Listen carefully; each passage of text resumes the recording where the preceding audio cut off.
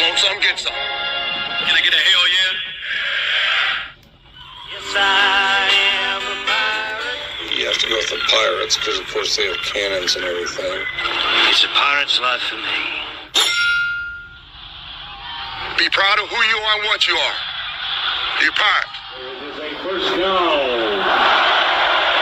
Pirate. Because when you're at East Carolina, you go for it every time. When you don't coach at East Carolina, you don't come to East Carolina, you don't play at East Carolina with a weak heart. Write it. I think I've ever been in a building as loud as that was. It was deafening in there.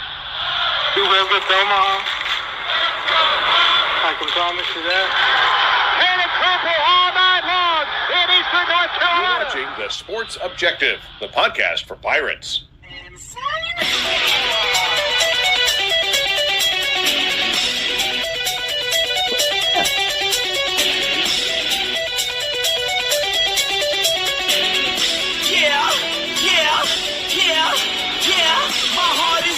Last Christmas, I gave you my heart, but the very next day, you gave it away. This year. Welcome into the Holiday Extravaganza and Bowl Show, our Bowl special, baby. And as you see, if you're watching right now or archived, we are very festive, as thanks to Kyle for the graphic that I'm using in my background. Thanks to him. It looks like the now that what is it? The Now music or Christmas CDs. Now that's what I call music. Yeah, there you go. Thank you, Stevie. And so anyway, thanks to StreamYard for our overlays where they have the candy canes. And so giving them credit where credit's due. I'm going to bring in the star. By the way, we've got a really big show tonight. I don't know how long it's going to go, but I will promise you that please, whatever you do, we have a special gift for you because it's the giving time, right, Matt?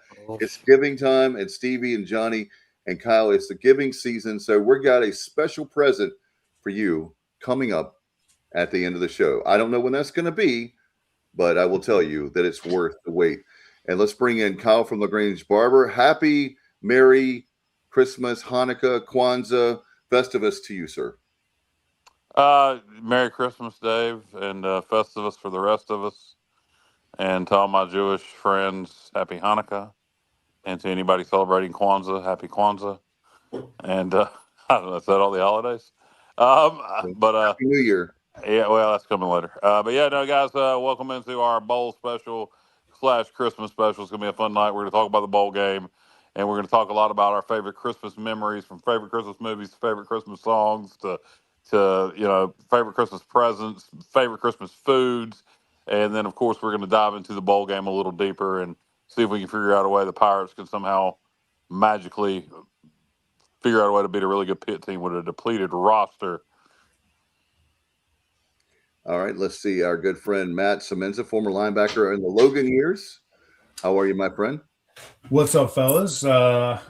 Really interesting weekend of football we just watched. I have a lot to talk about with what we saw this weekend in the playoffs so far. Obviously, very disappointing performances by Tulane and JMU.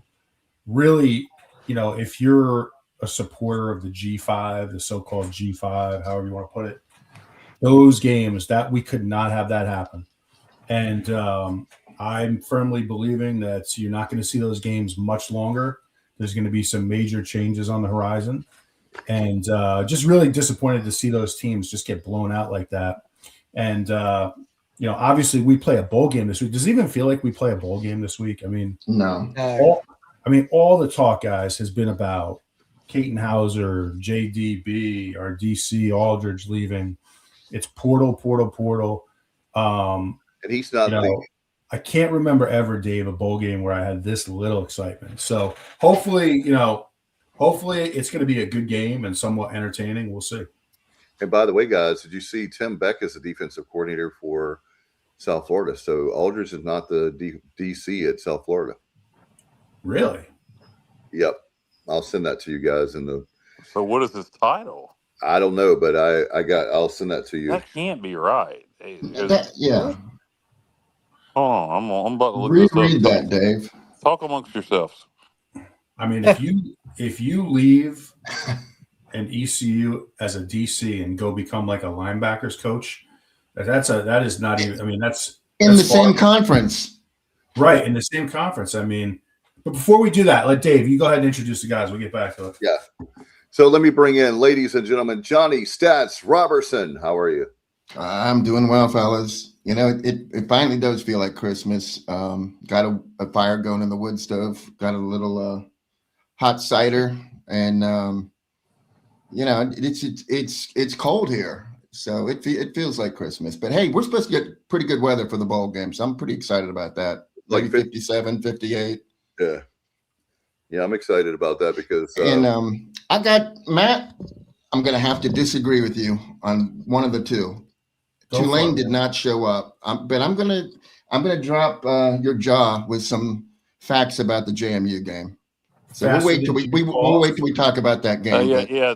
Tim Beck is the offensive coordinator, Dave. okay, well, they had it wrong, and then all right, what I had the graphic. There's a graphic I have from South Florida that put. Well, Stevie from the great Lasker, home of the world famous Christmas parade in Lasker. How you doing? If I was doing any better, Matt, I'd be Reva Shane at a Lewis family reunion. Oh my Lord! And Matt's like, what the hell are you talking about? don't even know I what don't that know means. what I'm talking about. Dave. Guiding Light, CBS in the 1980s, 90s. Reva Shane went through every Lewis man in the family, even the daddy and the two brothers. So. He did. She did. And then she was cloned. But I made a picture. She got so good she had to be two of her. Hey, I don't know if you saw the picture I made the other day of Stevie with Reba. So, that was real, by the way, Matt. You saw that lady? Yeah. Oh, you mean that wasn't real? Oh man. Yeah, it was real. She was here. Okay. Yeah, me and Stevie found out that we both, growing up, watched The Guiding Light for some unknown reason. The Stevie was much more into it than I thought. I was a fan of The Guiding Light growing up, but Stevie was like an old lady watching it, apparently. Let me tell you, I was in the summertime. Well, all during the year, I was kept by my great aunt, and in the summer especially, you didn't bother her from 12:30 to 4 o'clock. Yeah. And my grandma was the same way. My great-grandma. My grandma would watch Guiding Light 3 times a day, and act like it was the first time she'd seen it every time. Well, I'll tell you what's funny. I remember visiting my grandparents in college, and one time I went. It was during this time of year, like the holidays, and my grandmother said, "Let's see what Miss Chancellor is going to say." Like on The Young and the Restless, and it was like, okay, that means David, shut up right now. She's watching Young and the Restless. You only can talk, I guess, in the commercial breaks. So, what is your favorite? Does anybody have a favorite soap opera? I know Matt's going to join in. I never watched me them. and Stevie's going to go with The Guiding Light. I'm going to Guiding Light, definitely. Everybody wants to say Young. I'm going to go with my grandmother's favorite, which was Secret Storm. I never actually watched it myself, but I know that's way back in the day. Well, she's been dead for a couple, like 20 years. So Matt, do you have one? I got a feeling Matt wants to get off this topic. General Hospital is mine. I had a grandmother. How about Search for Tomorrow? Was that was a big one, wasn't it? What about you, Matt? What were you saying, Matt? Your grandma? I had a grandmother who would watch. She would watch MASH and then Fantasy Island. Oh, so not exactly like a soap opera, but like that's the closest I can come up with. So you're not a fan. I thought Matt was deprived. I thought Matt would be a fan of soap operas. Man, I'm just disappointed now. I was too busy lifting weights and actually doing something with his life than all of us sitting back on the couch watching Reva Shane marry about 30 different guys. Can I get a picture of Reba Shane? You got it the other day. I sent you one of her and Stevie together. You didn't see that woman with me the other day? Yeah. I honestly don't know if I saw that. In all honesty, just follow in all honesty, particularly the early 90s, she was showing her age. I never got it, even as a kid, and looking back, I still don't. As she wasn't that hot. Harley was the hot chick on Guiding Light, in my opinion. Her sister at the time. All my children. Yeah, her sister back in the day was on there for a little while. Roxy Shane. What a name. And boy, she was hot too. I'm going with Harley Davidson Cooper. Welcome into the soap opera. Welcome. Objective. Sponsored by Procter we got enough Gamble. off-topic stuff for tonight with all the Christmas stuff. We'll revisit the soap opera talk. Join me and Stevie as we start our Guiding Light podcast in the near future. Alan Biggs comment. Figure number 38,026. Now you're on the Young and the Restless. Yeah, but there's a Is lot. that still on? Is Young and the Restless still Young on? and the Restless is still on. One of the few still on. Yeah, let's see, Young and the My Restless. grandma, the only 2 times I've ever heard her cuss I'm sorry, Matt. was at Young and the Restless. She cussed Nikki, and then watching wrestling, she cussed Ric Flair, called him a son of a bitch. Oh man. Yeah, let's see. The only ones that are left is Days of Our Lives still on? That's on. That's not on like regular TV. I think they stream it on Peacock. You have Young and the Restless, Bold and the Beautiful, and General Hospital is about the only thing that left, right? Yeah, I think that's it. Yeah. So anyway, Stevie, Young and the Restless, is Snapper still on there? Or is he? No, he's been gone. You know who played Snapper? No, I knew my sister had a crush on him, but who was it? I think David Hasselhoff played Snapper one time. you're right. Oh my God, you're right. Okay. Knight Rider. The Hoff. Yeah, Baywatch. So Matt, let's talk about the playoff games from this past weekend. Yeah. Wasn't JR, I think you might have been about ready to finish a point on that. You said. Oh, he said when we got Well, to it, he was I was talking about JMU stats. Yeah, the JMU game. I feel like people are misguided about their comments a little bit. Yeah, I mean, I feel like Tulane embarrassed us, and Yeah. I mean, it really, really hurt that they didn't really compete at all. Now, the score I think the score at halftime of the Tulane game was not that bad, but they just came out in the second half and they just act like they didn't know how to play football in the second half. Yeah, the Oregon game, the score at halftime was very, very lopsided. It might have been 34-3. But you're right. They came back. Well, it wasn't just that they came back. They played well in the first half. They really did. And Matt, here's some stats from that game. Nobody would believe this. Well, nobody would have believed the final score if I gave them these stats. Yeah. Okay, so JMU had the ball for 11 and a half minutes more. They had more first downs, 23-22. They had 84 snaps. The most snaps against Oregon in any game was 71. Indiana could only get up 69, and they go fast. But so JMU, the fact that they had 84 snaps means they had long drives, long sustained drives that they didn't finish. Total offensive yards, Oregon 514, JMU 509.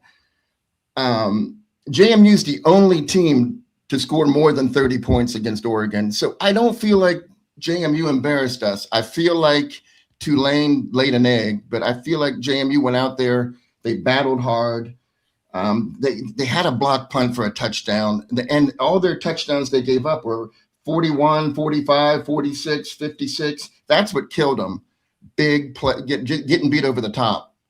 And I just feel like that game was it could have been a lot closer. And JMU, they played really hard, and they shouldn't be hanging their heads at all. That's my opinion. Yeah, I mean, they definitely moved the ball well. Like early in the game, they moved it between the 20s, but when they got down to the red zone, they just would stall out. And they had some penalties down there. Kind of reminded us of ECU early in the season with the penalties in the red zone. But I think the issue was defensively, man. I mean, they just because they would have like a 7-minute drive, and then they'd give up a 60-yard bomb over the top. So I thought it's funny, though, like to your point, I had that game completely backwards. I was telling my father, I said, I think JMU defensively, I think they're going to be very competitive. I said offensively, they're going to really struggle to move the ball, I felt like. So, and it actually flipped over. They did move it, but defensively, man, they just got torched. I mean, it was just like, it looked like 7-on-7 at one point, and it was tough. I mean, but hey, one thing I'll give them credit about is they did play hard in the second half. They didn't put their heads down. So you got to give them credit for that. But the whole time, fellas, Kyle, Dave, I'm like, how the hell did JMU get here before we did? It just was like the whole thing was infuriating to me. Mm-hmm. How many, Johnny, do you have how many total yards Oregon had in that game? Because I know one time 514, and James Madison had 509. Wow. I'm with you, Matt. I wanted to root against JMU to get there just because I didn't want them to get there before we did. And now they have a $4 million cash infusion. Well, actually $7 million, accounting the $3 million expenses. But I had to root for them, and I was rooting hard for them, and it just, it just wasn't going to work out. But yeah, I know what you're talking about with them getting there before us. I don't like that. Yeah. Well, I didn't like them getting there before us, but once they're there, you might as well pull for them. Yeah. 100. And Tulane, I think Tulane's biggest problem is the style of football they play, or they did play, is not conducive to pulling off an upset in the playoff against somebody with significantly more talent. You gotta, when you're in one of these games, the problem with these playoff games versus the bowl games is these teams that are more talented than you do care. Whereas in some of these bowl games in the past, where teams would get into the BCS bowls, Boise State, Memphis, etc., they were in situations sometimes where the other team didn't really care. Where it's playoff games, of course they care. It's hard to pull off upsets in those situations. You got to out scheme people, and Tulane isn't built that way. They're built to win in the trenches, which is great for conference play or even non-conference when you're playing a Duke or a Northwestern. But when you're playing an SEC school, that's not going to work. JMU had a good showing for the most part. They didn't embarrass anybody. I think what's going to happen, I think we're going to see this step by step. I think initially you're going to see next year the language change in the contract where it's going to say the 4 power conference champions get in and then 1 champion from the group of 6. You're going to officially see that language changed. So I don't think they're going to take it away at first, but I do think we're hitting to 2 16 or 2014 playoffs, 1 for the power 4, 1 for the group of 6. But I think next year you're going to see the language in the contract change where we're only going to see 1 group of 5 team in there going forward. And I'm gonna say this and bite my tongue saying it. In all honesty, with 12 teams, there probably should only be 1 group of 5 team in the or group of 6 team in the college football playoff. And it's their own fault for having that language that way. They should be mad at nobody but themselves. And they'll change the language in that contract. I don't think they'll take it away from us altogether, at least not initially. But you will never see 2 again. No, never. Agreed with that for sure. The Nick Sabans are already out there beating their chests. Nick Saban can go suck a Yule log. I've never seen a more cocky. I want Nick Saban to go tell them boys at Army, go tell them boys at Navy, go tell them boys at Air Force that they don't deserve. I want to have a chance to play in the college football playoff. Go tell them, because that's what you're saying. Anytime you say, they talk about players' rights. Well, players have the right to get paid and make millions of dollars, and players have the right to transfer at will. Well, don't those same bitching players, whether they play at East Carolina or North Carolina, deserve the right to make the college football playoff? And again, specifically Saban and Finebaum, you little pencil neck geek, and on down the line, go tell them boys for the academies, because that's what you're saying when you say that a group of 5 or a group of 6 representative don't deserve shouldn't be in the playoffs. You're saying that our servicemen, no matter what they do, they don't deserve an opportunity to be in the college football playoff. I don't know why somebody doesn't take that approach when arguing for us. I'll tell you, who was fantastic? I don't know who sent it. Somebody sent it might have been Bubba. It was Doc Holliday, the broadcaster. Did you send that, Dave? Yeah, I found it on X, and I thought that was excellent. Go ahead, Matt. Yeah, we should post that on our group page, because he was spot on. He brought it with that take, and it was a long take that went on for several minutes. And he was defending the G4 or the G5 at all costs. And I thought that take was tremendous. But, guys, let me ask you this question. Let's just think about this for a second. we know Texas Tech bought a roster this year. They went out and spent $55 million, right? Yep. What do we think? What do you guys think Oregon spent on their team this year? Good gosh. Phil Knight Yeah. said it was unlimited as long as he was alive. So no telling what they spent. Well, that's not unlimited as long as he's alive. You know, they're going to have that. Well, roster. that's what he said before. Yes. Yeah. Well. Yeah. He'll be able to prove it though, because he can have folks do commercials for Nike. Yeah. So his may be able to get approved pretty easily. But what did Oregon spend? I don't. 80 grand, 90 grand, or 90 grand, 80 to 90 million, I would guess. I'm just guessing. All right, I don't now, know. Matt, I heard Texas Tech had the most expensive roster in college football this year. So if that's the case, it's not as much as Texas Tech spent. Yeah, I know they spent $55 million. Now, my question is, so we have Oregon, right? And let's just say it was 55. What do you guys think JMU spent on that roster? Oh God, probably $1 million. There you go. You're talking about a $54 million difference, roughly, give or take. We don't know exactly what Oregon spent, but I know Kyle loves that when I say Oregon. But think about that. I mean, you cannot. Origami. And when you think about when you just think about this weekend, it became very clear to me, like more than it ever has been, the divide between those top teams, those Oregons. You know what I'm saying? The divide is too much to overcome. It's now you might catch lightning in a bottle one day. Yeah. All right. And I think Kyle, you summed it up really well where you said in order for the G5 to compete, you're going to need some sort of a system in place that allows it, like tempo, up tempo, running a ton of plays, spreading the ball out to 5 different receivers. Like you got to bring something to the table because you can't win on talent. You simply cannot do it. No, you can't. Hey, what do you think about though Bob Chesney? If he did that with 1 million, now he's going to be at UCLA competing against Oregon and the rest of the Big Ten teams. Every year. I'm rooting for UCLA just because I'm ambivalent towards them. I don't dislike them. I don't like them. But the other Big Ten teams, I don't care for at all. So I'm hoping he does well.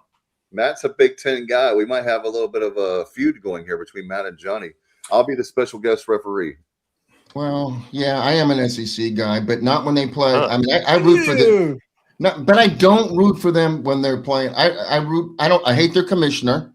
Hate him. I'm a Roy Kramer guy back. That's what got me, going with the SEC. I don't want to get into it though. But other than to say that if a Group of 5 team were to play any SEC team, I'm rooting for the Group of 5 team every single time. I hope. Yeah, every time. I hope. I don't have a power league. I'm not an SEC guy or a Big Ten guy or an ACC guy or a Big 12 guy. I'm an East Carolina guy, which therefore makes me an American guy, which therefore makes me a Group of 6 guy. If we're going to put labels on it, all the power conferences can also go suck on a Ulog.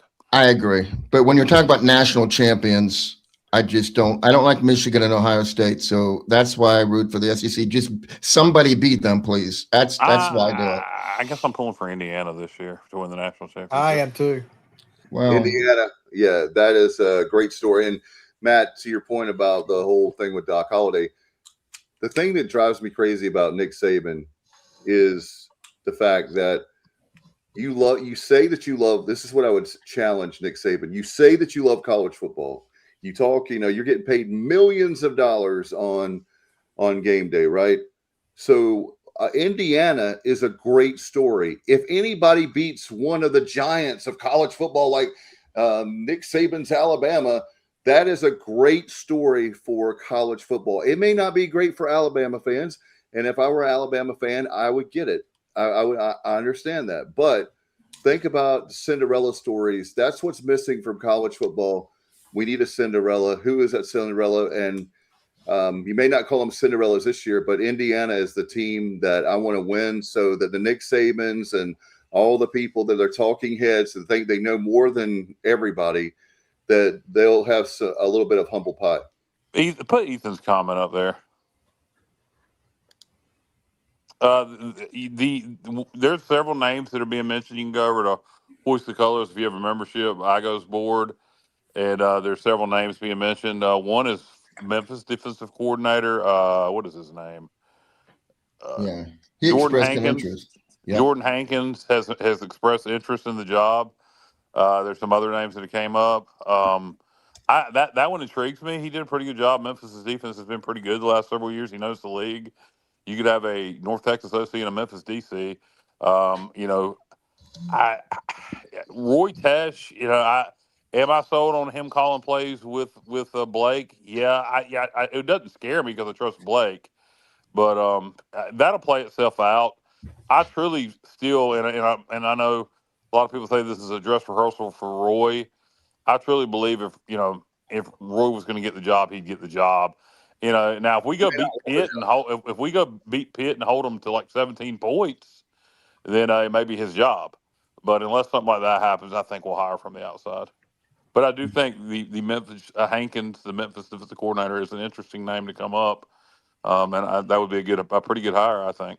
Yeah, I think you're right, Kyle. But I do think this is kind of an interview for Roy Tesh. I think he's a long shot, just like Blake was a long shot.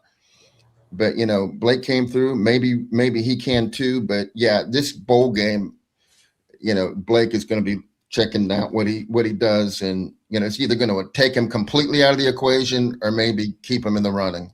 I'm not sure. That's a tough introductory interview, guys. We're talking about Number one, you're playing a good solid Pitt team, and and then you consider that we're not going to be playing a quarterback that has more than 6 passes all year. So like if this turns out into a 3-and-out fest for ECU, that puts a ton of pressure on your defense, man. That is a tough interview right there. I would say we're going to have to move the chains, guys. Yeah, I would say that with Blake having Roy, I wouldn't have a problem with that at all, because you have Roy Tesh, who is a really good developer. Look at what he's done with our defensive line. We had no guys really that people were talking about. There were guys that had experience, but he really did a good job with the defensive line.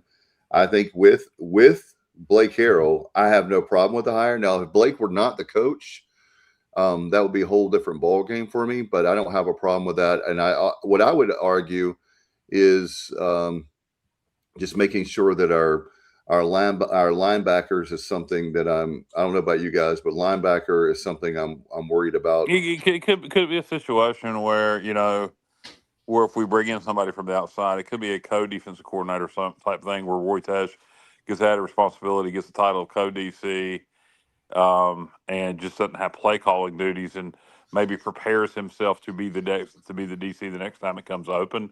Because I do think you're going to have to give Roy something to keep him. I think he's got plenty of opportunities to go be a defensive line coach somewhere else. So I do think you're going to have to do something to keep him. Even if it's just like a co-DC title with a raise. Yeah, I like Kenny's comment. No one thought Blake would be our head coach, but he earned it, and Roy has been right there beside him. Kenny, I know that I know Kyle had mentioned it too, but back when Houston was coach, I had a good feeling about Blake even back then. 2 or 3 years into Blake being here, I was like, he could be our head coach someday. Now, obviously, I didn't know it was going to happen the way all that it turned out, the way it happened. I thought it'd be more or less like Houston would be successful, and then who would be our next coach? And I was, thinking that. But anyway, I really like Blake a lot. I don't think we're going to have a problem on defense. I'm concerned about our offense. By the way, guys, has there been any more guys that have declared to enter the portal? I know they can't officially do that as far as on paper, but have you guys heard anything else? No, just the 3 we know that are of impact. Yeah. And you can't do it, right, Dave? You're right. Officially, you can't do it, but everybody knows who's interested and who's not. You can still declare and say, "Hey, I'm gonna enter it," and so far we haven't had any. Pitt's had a few more. Pitt has had some. Pitt had a couple more, and they were and key they're players. key. They're very key players. Was there a running back and a linebacker? Yeah. But the thing with the running back is they have a true freshman running back, Tucker, who's putting up really good numbers. But the number 2 guy hasn't played since the Notre Dame game. I think he's got an ankle injury, and they don't think he's going to be ready. And then the number 3 guy, it just said he's going to the portal, Jules Goff. He's got 5 touchdowns. He's number 3 in rushing. Number 2 in rushing's hurt. And then they have no other running back other than the freshman that has more than 10 yards rushing. Yeah, So they're 10. going to pass the ball nonstop, probably. That's okay. I'll tell you, it's going to be. I'll tell you this: like the fact that we haven't had any more guys opt out for the bowl game is a really good sign to me because you know what these agents are doing now is they're trying to influence these guys to opt out, telling them that by risking potential injury, your NIL deal, if you do enter the portal, is going to decrease. So, look. I'm thankful for that. I do still think we're going to see 5 to 7 guys at minimum hit the portal after the bowl game. You think back to last year, I think it was like the day after we had a number of guys declare. A lot. A lot. So it's still going to happen. But the thing is, I think those are guys we have now that we do have more money this year, we can potentially keep them. The 2 that really concerned me the most. Riddle. I'm not trying to stir anything up here, but look, it's what we're talking about. I do worry about our left tackle, and I worry about our right guard. Solid Poku and McCrimmon. Yeah, exactly. Those are 2 big ones. It's hard to replace those O linemen. Are you saying after the bowl game, Matt, or are they going to do it in this week? No, I think now what you're seeing is the team that's going to be on the field. I'd be shocked if anybody opts out moving forward before the game. But I think in the 48 hours after. Well, what day does the portal open? It opens the 1st. January 2nd. January 2nd. A week from Friday. The 2nd. Okay. So I fully anticipate to see at least 5 to 10 guys hit the portal. Yeah. Let me ask Matt. Okay, go ahead, Dave. But I was going to ask Matt a quick question. As a player, as an ex-player, isn't it unlikely that these guys are still practicing if they're going to opt out of the bowl game? Like they would have opted out already. Wouldn't you think anyone that's still on the team? Nobody's going to opt out this late. I would seriously doubt it. If you haven't opted out now, you're probably not going to opt out. Yeah, I was worried about Desario Riles, but he's still in camp, so that's a good thing. I don't know why he would go anywhere. He set himself up to be the top tight end. He's going to get paid. I think he would be dumb to go somewhere. Yeah, I don't.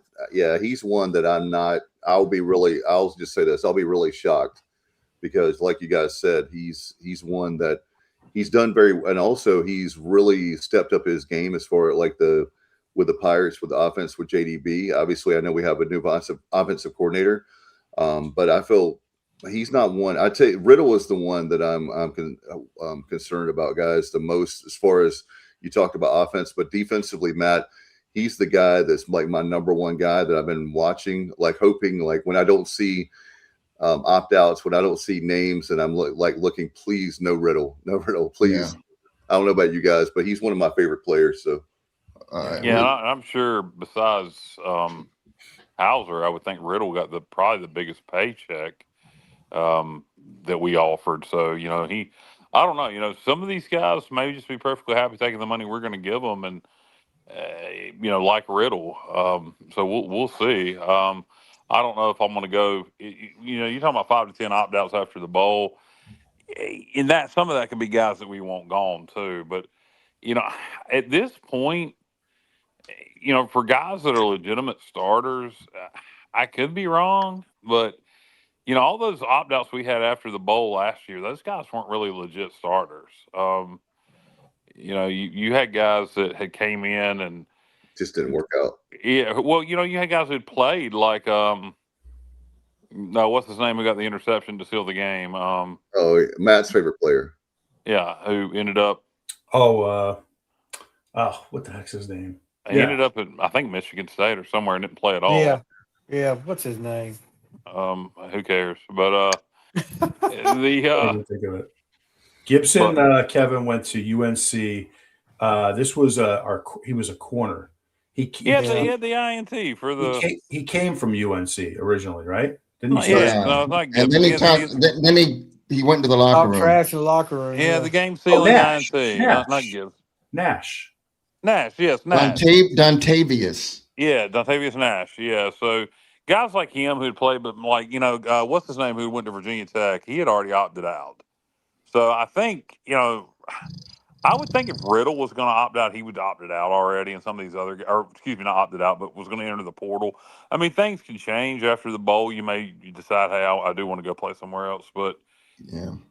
we'll see. I don't know. This bowl game is depressing. I was excited about it at first, and even with JDB and Alders gone, we thought Hauser was going to say I was still excited about it, and then you had all these other opt outs, and it's just not. You go from being a 4-point dog to a 10-point dog, and the defense is going to have to carry the load. It's just, you kind of almost wish you'd got the Birmingham Bowl and be playing Georgia Southern. But beating Pitt underhanded is a tall, tall task. I'll say it. I said it before and I'll say it again. In a vacuum or on an island, I think this would be one of the greatest wins in ECU history. I really do, Yeah. just I agree, because of the Kyle. situation we're in. I Matt, agree, Kyle. I have a question for you, Matt, and I'll ask the other guys too. But starting with Matt, so I've heard, and I'm not knocking Kyle because he shares my concern. So I'm going to throw this one at you. We've heard how East Carolina can't win this game. Uh-oh. Correct. We have. He's We've heard of frozen. it. Dave is deep in thought. Yeah. You know What what? he was going to ask is how can East Carolina win this game? And Matt, I have an idea of how we can win this game, but let's get your thoughts. That's what Dave wanted to do on how the Pirates can win this game. All right. Well, I think like what you saw, like we talked about with JMU last night, they were able to move the ball 20-20. They couldn't finish in the red zone. When we get in the red zone in this game, we have got to finish, and it can't just be field goals. We have got to convert touchdowns in this game because we're not going to have as many opportunities, I don't think, like hitting explosive plays down the field. So I think that's probably the biggest thing. The other thing is Mike Wright, in particular. I'm assuming Mike Wright is the starter, so this comment is based off that. He's going to have to show early that he can complete passes. Because if we just try to line up and go read option, speed option, quarterback power, they're going to just load the box and it's going to be game over. So we got to establish him throwing the ball early to open up some lanes, especially in the running game, and get him moving. So I think those are just two really big things to look for offensively. Defensively, guys, my biggest concern is we're going to give up a lot of short fields if we don't move the ball. So I see like some punts, if they get the ball at midfield, eventually your defense is going to wear down. So we got to move the chains and we got to score. And Mike Wright, or if it's Dida, you got to throw that. You got to show early that you can compete and hit some passes.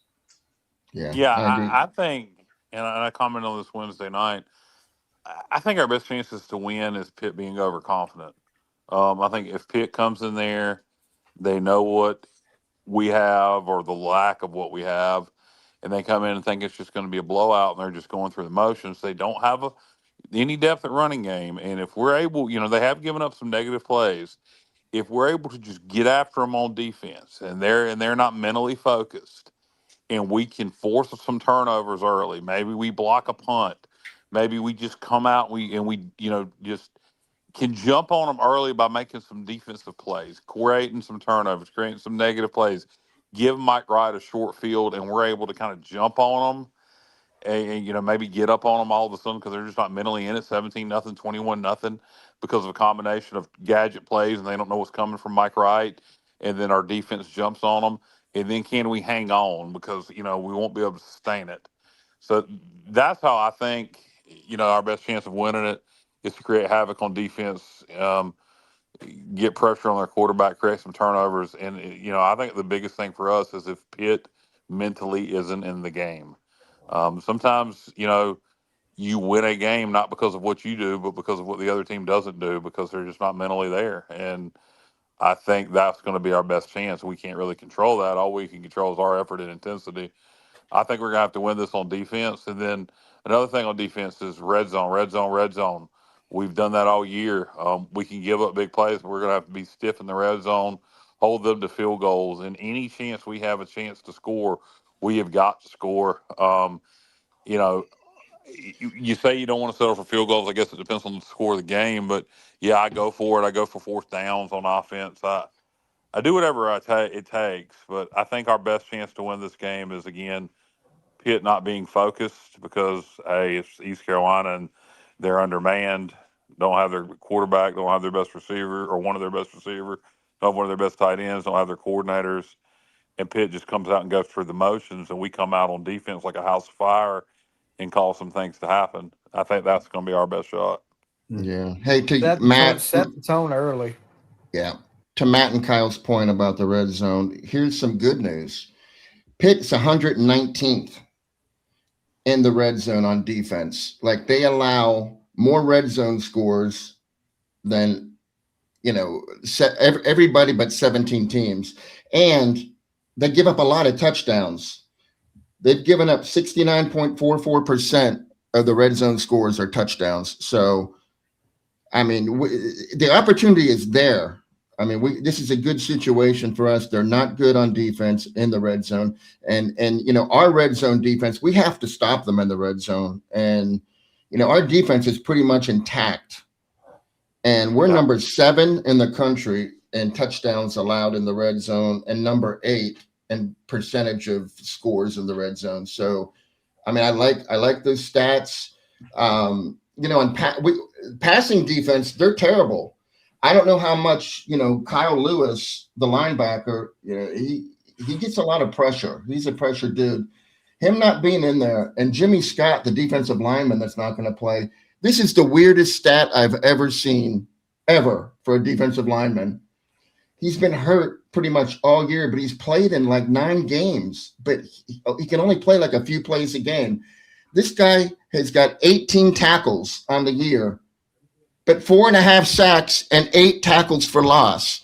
That means when he's making a tackle, he's creating havoc, and he's not going to be available. So I like that, because we don't need that added element of some maniac that's just, a bull that you just can't control him and he just wreaks havoc. We don't have to worry about that because he's not playing. And Kyle Lewis was preseason All-America at linebacker. He gets a lot of pressure. So him not playing, I just feel like we needed some breaks. There's a couple that I'll take, I'll take those breaks right there. Yeah, no, it's interesting. Good points there, Joe. Hey, Axel is on fire tonight, man. Axel's ready to line up and play, I think. I think Axel's a Ravens fan too. Hey, speaking of, not to get off college football here, but Keaton Mitchell, is he having a big night? I feel like somebody mentioned it earlier. He's got a couple of runs, maybe like 4 or 5 yards. He hadn't broke any yet. Not yet. Okay. Hopefully, no offense to Keaton, but being a Steelers fan, I hope you don't. Hey, really quick, just want to go back to something. We talk a little bit about. Now, correct me if I'm wrong here. I don't know exactly how NIL works, but we talked about, like, why would a player like Riles potentially leave? He's going to get a big deal here, right? Well, correct me if I'm wrong. The state of Florida has no income tax, correct? Correct. Yeah. Correct. State income tax, yeah. State income tax. So, you see a lot of NBA players go down and play for. Geez, Pat Riley's still a GM with the Miami Heat, but yeah, you're giving you're giving a 21-year-old kid or 20-year-old kid way too much credit, Matt. I would think he has advisors, though, right? I mean, you can be advised on a lot of things you still don't know shit about, and it don't mean anything to you. I mean, I doubt he's worrying about state income tax credit. That's not going to be his decision. Because for a big deal, like let's say you get a $700,000 offer, that's a lot. You're talking about a lot. Hey, I don't know. This is a little offshoot to that point, but so did you guys catch the Anthony Joshua Jake Paul fight this weekend? Oh God, man, that was brutal. Did you hear how much money he lost by knocking him out? Do you realize Anthony Joshua made $70 million? Wow. Jake Paul made 120 for getting his ass whipped. But didn't he lose like $4 million by knocking him out? He may have, and that fight, and the reason why I mentioned that is because that fight was in Miami. So I read an article today that Joshua's payout essentially got cut in half. Yeah. I mean, I don't know. I guess because he doesn't live there. He doesn't live in the state of Florida. So he has to still pay certain taxes. But I don't want to turn this into a tax show. But you guys get my point. Is that Yeah. you do make more money for living in Florida, but whatever. So what about but you were talking about the handlers, I guess, of these players, but at the same time, I mean, speaking of Matt, here's another thing. You can also have people that don't have your best interest at heart. Mike Tyson and Don King. None of them have their best interests in heart. These agents have one thing Yeah. in mind: Commission. get commission, get the most money. And if your best interest is just financially speaking, then yes. But sometimes, look, all right, let's say you have an opportunity to make 700 grand in Florida, but you had an opportunity to make 300 grand here. Well, the upside, maybe to stay here, make 300 grand versus making 700 grand, start every game versus being buried on the depth chart at Miami or wherever. So, and having a shot to make the league, because you can't play in college for forever, although eventually you might be able to. So these agents ain't worth a tinker's damn, and they have nobody's best interest in mind but themselves. And yeah, at some point, some of this crap, I think, and we're gonna, we'll talk about the ball a little more. And we'll move on to Christmas, but I think two things need to happen. Something me and Matt have talked about at nauseum is you need to go back to having to sit out a year to enter that transfer portal. And Amen. I think if you do that, that'll cut back on some of the transfers. And then the other thing is, I would move. I think you gotta either do one of two things. You've got to move the transfer portal post spring, and that's the only time. Or if you're going to keep it where it is, you cannot enter the portal. You cannot opt out of your bowl game. You have to play in your postseason game unless you're injured. I agree. So 1,000. I think the only way you're really going to be able to enforce that, though, is to move the portal to post spring. The only problem with that is, guys leave post spring, then the guys coming in to replace them. And that's another thing we probably need to address with these players making all this money. At what point do we just say, all right, screw this? Everybody can practice as much as they want. Do we still have to limit practices? So if they transfer post spring, get them here in the summer, and you can practice all you want during the summer. I mean, it's getting to the point where there's so much money involved. One thing doesn't make sense with the other. It's like, oh, well, we're paying them $5 million a year, but they can only practice this much. Shut the hell up. They're paid now. At this point, they're employees. Get your ass out there and work. And Exactly. Matt, let me ask you this though. You come from the era in the '90s, if I remember right. You were at 2-a-days, right? We were at 3-a-days, Dave. 3-a-days. Wow. 3-a-days. I love talking about this. So if you don't mind, I'm going to just take a minute. Because, I get so irritated now with how little you can practice. And it's absurd to me. I think you can only have 3 2-a-days now. And I don't want to sound like some old boomer or something. In my day. I don't want to sound like that. But, here, I'll tell you guys, this was our schedule under Steve Logan. We had 2 weeks of 3-a-days, all right, with a weight room session in between. And in between all that stuff, you had film room. So you would get there around 6 a.m. and you would get home probably at 7, 8 o'clock at night. And let me tell you, man, there's no heat. I don't have to tell you guys. In my opinion, there's no heat like Eastern North Carolina heat. And 3 days, man, that is no joke. And it wasn't a joke. I can remember seeing guys lose 16 pounds in one day. And that is not an exaggeration. That is the truth. So it's just so different now. And I guess, Kyle, you were making the point, right? I mean, your point was that just you should be able to coach your program the way you want and not be beholden to the NCAA. Is that what you're saying? Or, yeah, as far as the amount of practices, yeah. Yeah. Yeah, just let them go. If you move that transfer portal to post spring to say postseason, That would be unfair, though. Don't limit the amount of practices. That way, if you bring in a guy post spring, you can go ahead and put them to work if they can learn the offense or defense. Mm-hmm. Kyle, were you taking a bite of chicken parm there?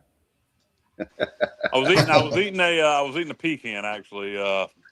Not a pecan, not a pecan, a pecan. Eating a pecan Yeah, actually. It's pecan. Stevie. Pecan.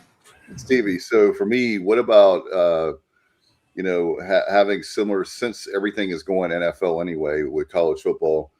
I mean, would you have like the workouts, like for rookie workouts? Have workouts for in the springtime? Like what I'm saying is post spring football. So hear me out. That what to add to Kyle's point, would you have it where you NCAA wants to have their hands in something? So you say, okay, we're going to have workouts for these guys. We're going to work out these guys. Guys are coming from the transfer portal. They can practice X amount of time, but to me, I've never had a problem with, I'm from the old school like Matt. I think that I think with football, and I'm not a football player, Matt is, so, and Stevie, you can help me being the head coach.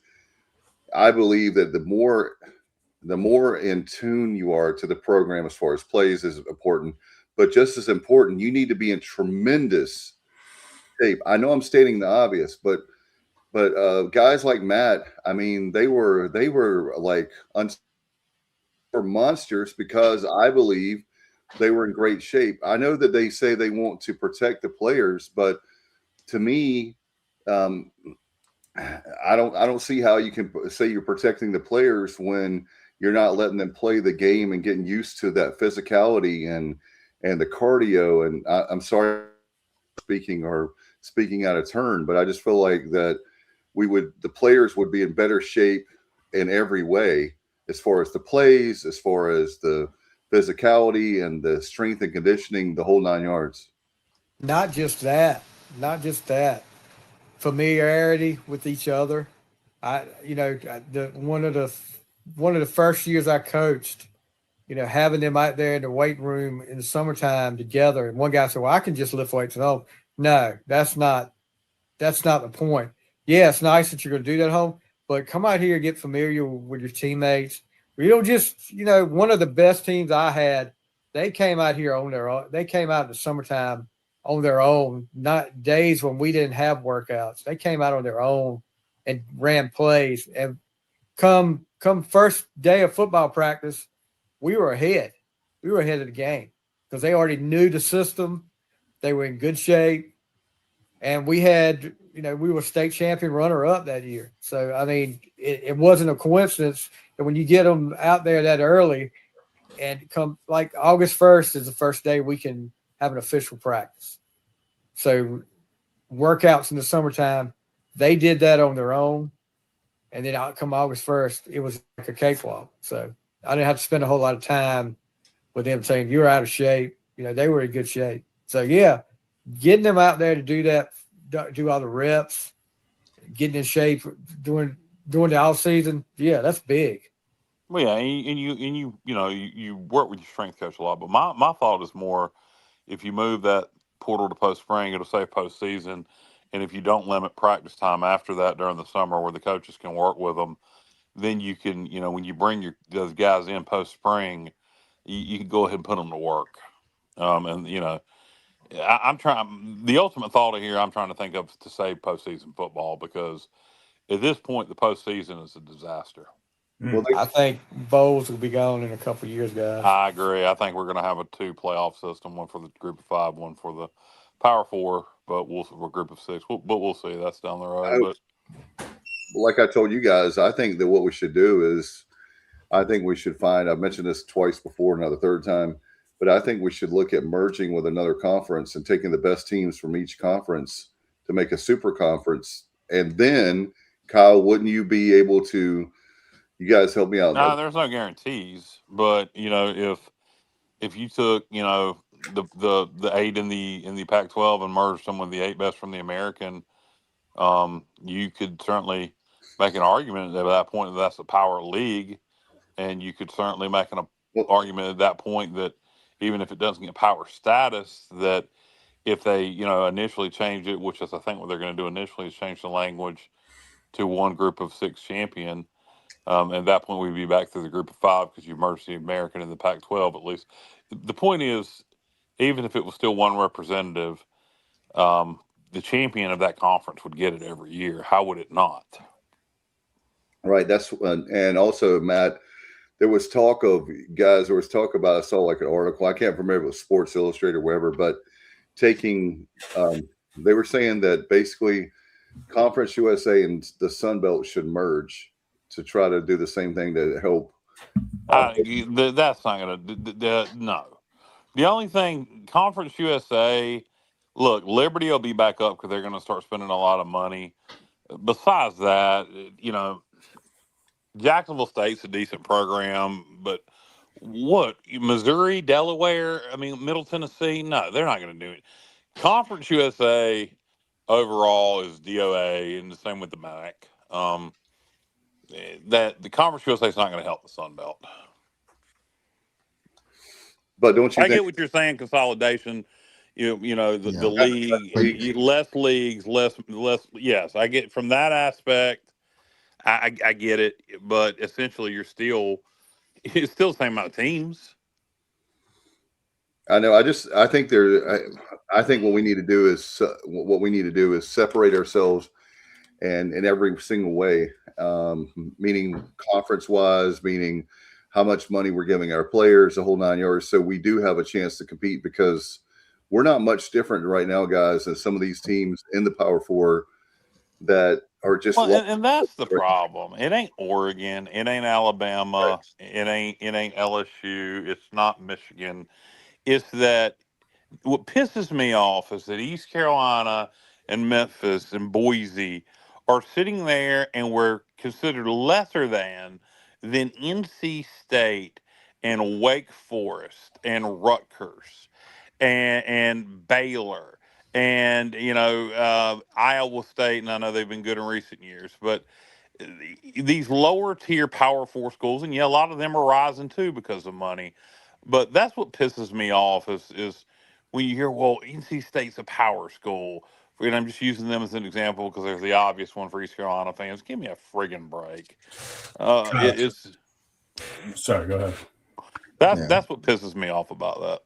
Let me tell you, this is going to infuriate you. So I do listen to sports radio a lot in like New Jersey and New York, and listening to a sports radio station this morning, and one of the broadcasters was talking about Rutgers, and Rutgers would do probably better than Tulane and JMU, and it's unfair that a Rutgers. And I'm thinking to myself, look, God, I wanted to call. I never really call those things, but I wanted to call. I wanted to say, look, you have, number one, you have Big Ten money, all right, and we know that this comes down to buying a roster. And Rutgers, like, if you're a Rutgers fan, do you know how lucky you got to get into the Big Ten? You didn't earn it. Nope. You were never a good program. You got in for the sole reason that you're, in terms of proximity to New York City, one of the largest, if not the largest TV market in the country. That's why you got in. You got lucky to get into the Big Ten. It wasn't because you were some great performer in other conferences and you just worked your way up the ladder. Nope. You got lucky. So, like, I hate hearing from some of these schools about, oh, we could do better than Tulane and JMU. Maybe do better. Do better than. You know what? Exactly. It's just everybody's got their own narrative. Point out, by the way, Tulane, despite their performance, beat Northwestern out of the Big Ten, and they beat the ACC champion. Duke. They beat the ACC champion on the football field. So, shut the hell up with the Rutgers. Hey, Matt, here's another one for you. How about Maryland? Maryland was an ACC school. Nah, but they've got a tradition though. Maryland has a much richer tradition than Rutgers does. They have a national championship in basketball not that too long ago. No, but not football. But football, if you take away Ralph Region, they really haven't done much in the last. Okay, is that one guy, the one that hired Scotty Montgomery, still their head coach? I think he just got let go this year. Finally, God Almighty! I think he got let go. You will have to Yeah. look. No, are you talking about? I can't think of Came his from name. Alabama. Came from Yeah. Alabama. He's still there. No, he's still there. Jesus Christ! He's absolutely still there. What point are they going to fire him? Hey, give East Carolina, give us Big Ten money for a few years. No Exactly. doubt. No doubt. Give us Big 12 money. Yeah. Hey, we'll be even. I mean, we were good this year, and we'll be even that much better.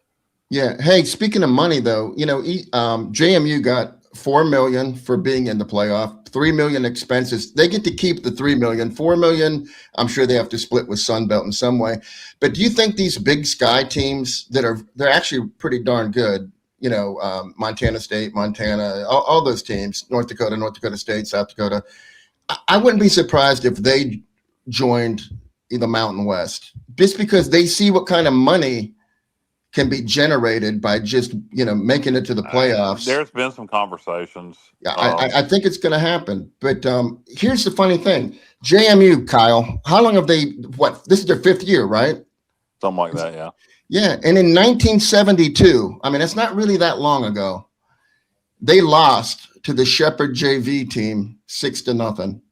So I mean, it just shows you JMU is on like a meteoric. Yeah, that's well, not a word. I got JMU just came back to reality, and their AD retired, who was a coach whisperer, and now they just hired Billy Napier, and they'll be fine. But the days of dominating and going to playoffs and having special seasons, I got a feeling they're over. Get ready for some 8-4s, and some 9-3s, and some 7-5s, and so I got a feeling JMU's about to meet reality, and when you've had a string of success, what you've been doing, and I know it's a different AD, but what you've been doing is hiring these FCS head coaches and bringing them in, and they've been working. Why would you change that formula? Why would you get away from what's been working and what's been from Mike Houston to homie in Indiana? Yeah, Kirk Cignetti. Cignetti Why would you not use him as an advisor? Pay him. Okay, you're Bob retired. Stefani. Yeah, you're retired. But hey, how about you help us out with our? Yes, use him as a advisor, and the formula. Go look who's the best.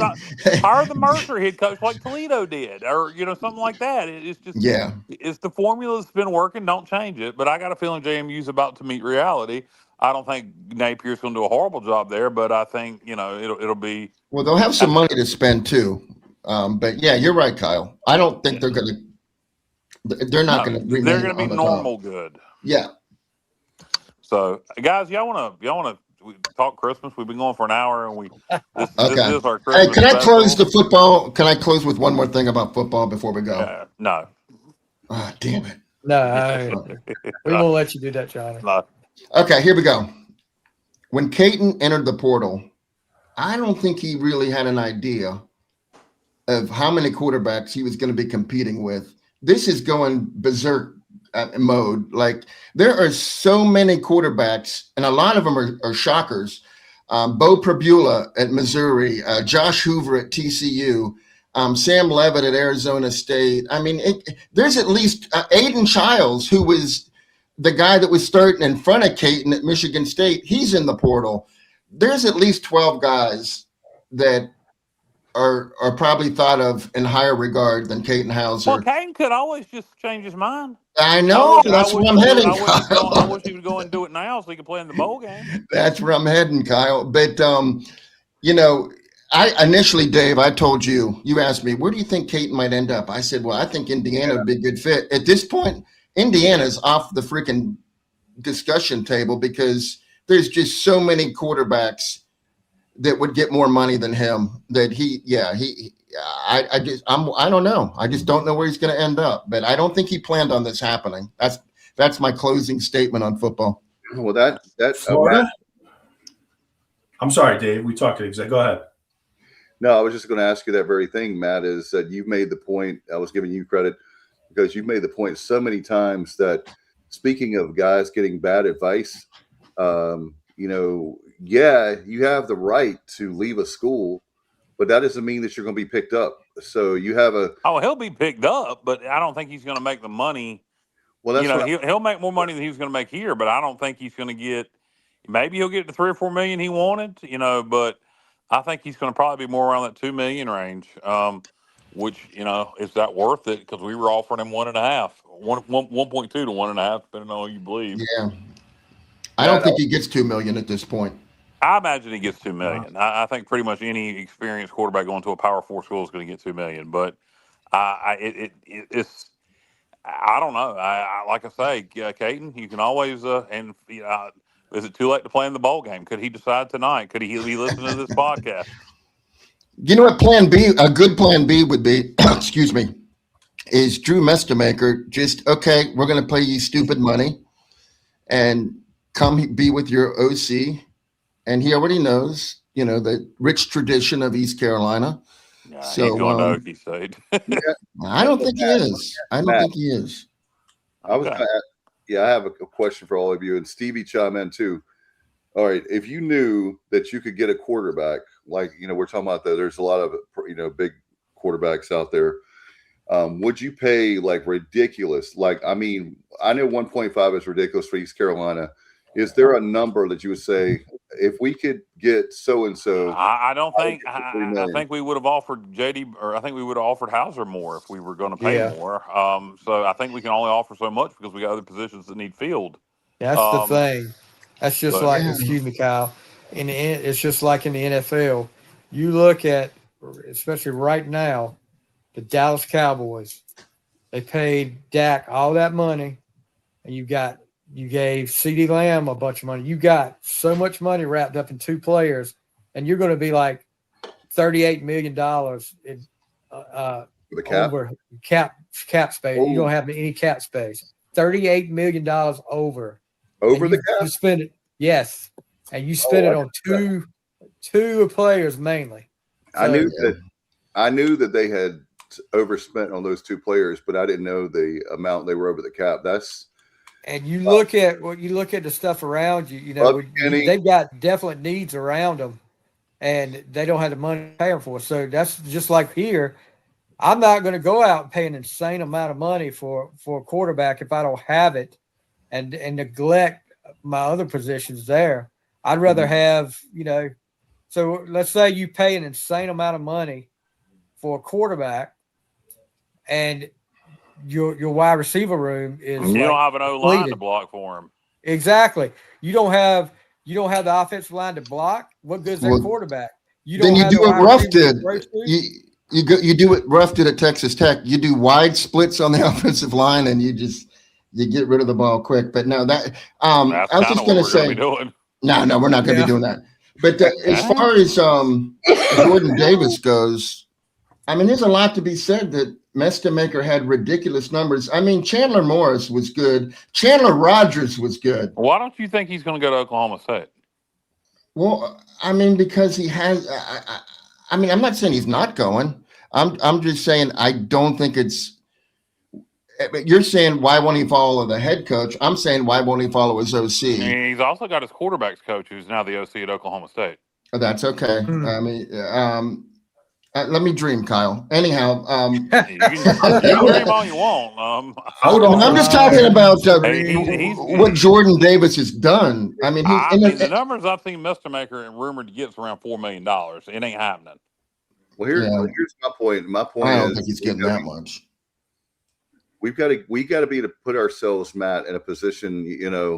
I was talking about this for every single year. I was talking to one of my mentor, and we're going to have him on the show at some point to be like a guest host. It'll be fun. But anyway, that's a whole other show, as they say. But for me, we're going to have to raise, and the fans think I'm crazy, $20 million a year, every year. If not, we're not going to be able to compete at the level that we expect to compete at. It's not that Dave is delusional, Dave is crazy, all that. That's what, the amount we need every single year. And to Kyle's point, he said before, at what point are we going to have the fans fatigue? Because, we have Pirates Unite right now. You have season tickets right now. You have NIL.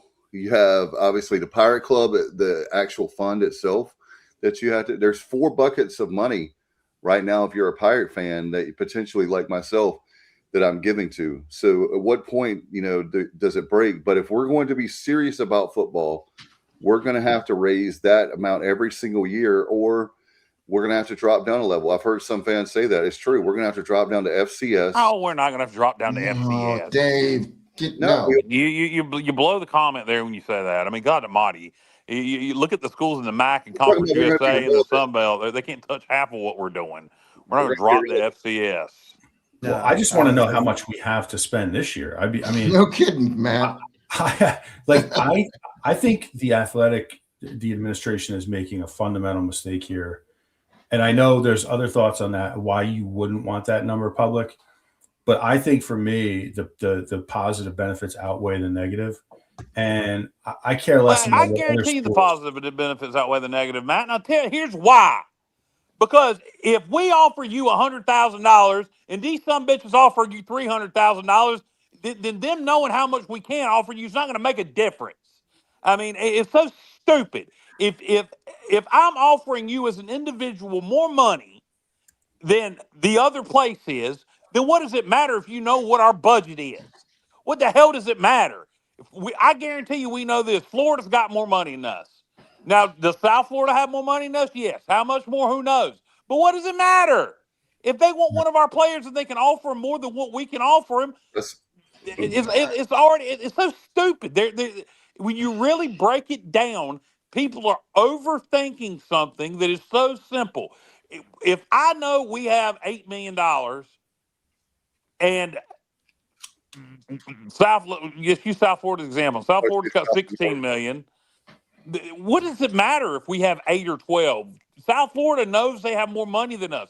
They know they have more money to offer our players than us. So us actually having that number public, you know what they could do is release a rough. If they don't want to release an exact number, they could say we don't want to release the exact number, but on the low side we have 8 million, on the high side we have 13 million. It's somewhere in that range.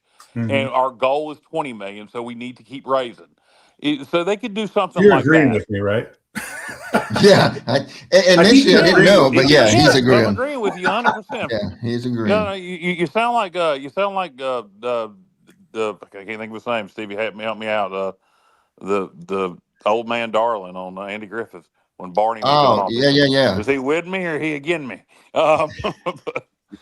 No, he's agreeing with you. But yeah, I'm agreeing with you. Yes. Yeah, I mean, I must have got lost in translation in my rant there. It was a good rant. I thought it was a really good rant, and I got you riled up. I'm fine with a range. If you want to do a range like that, I'm fine with it. Let's let this man. All right, man. We don't know. Like we've heard some people say we have.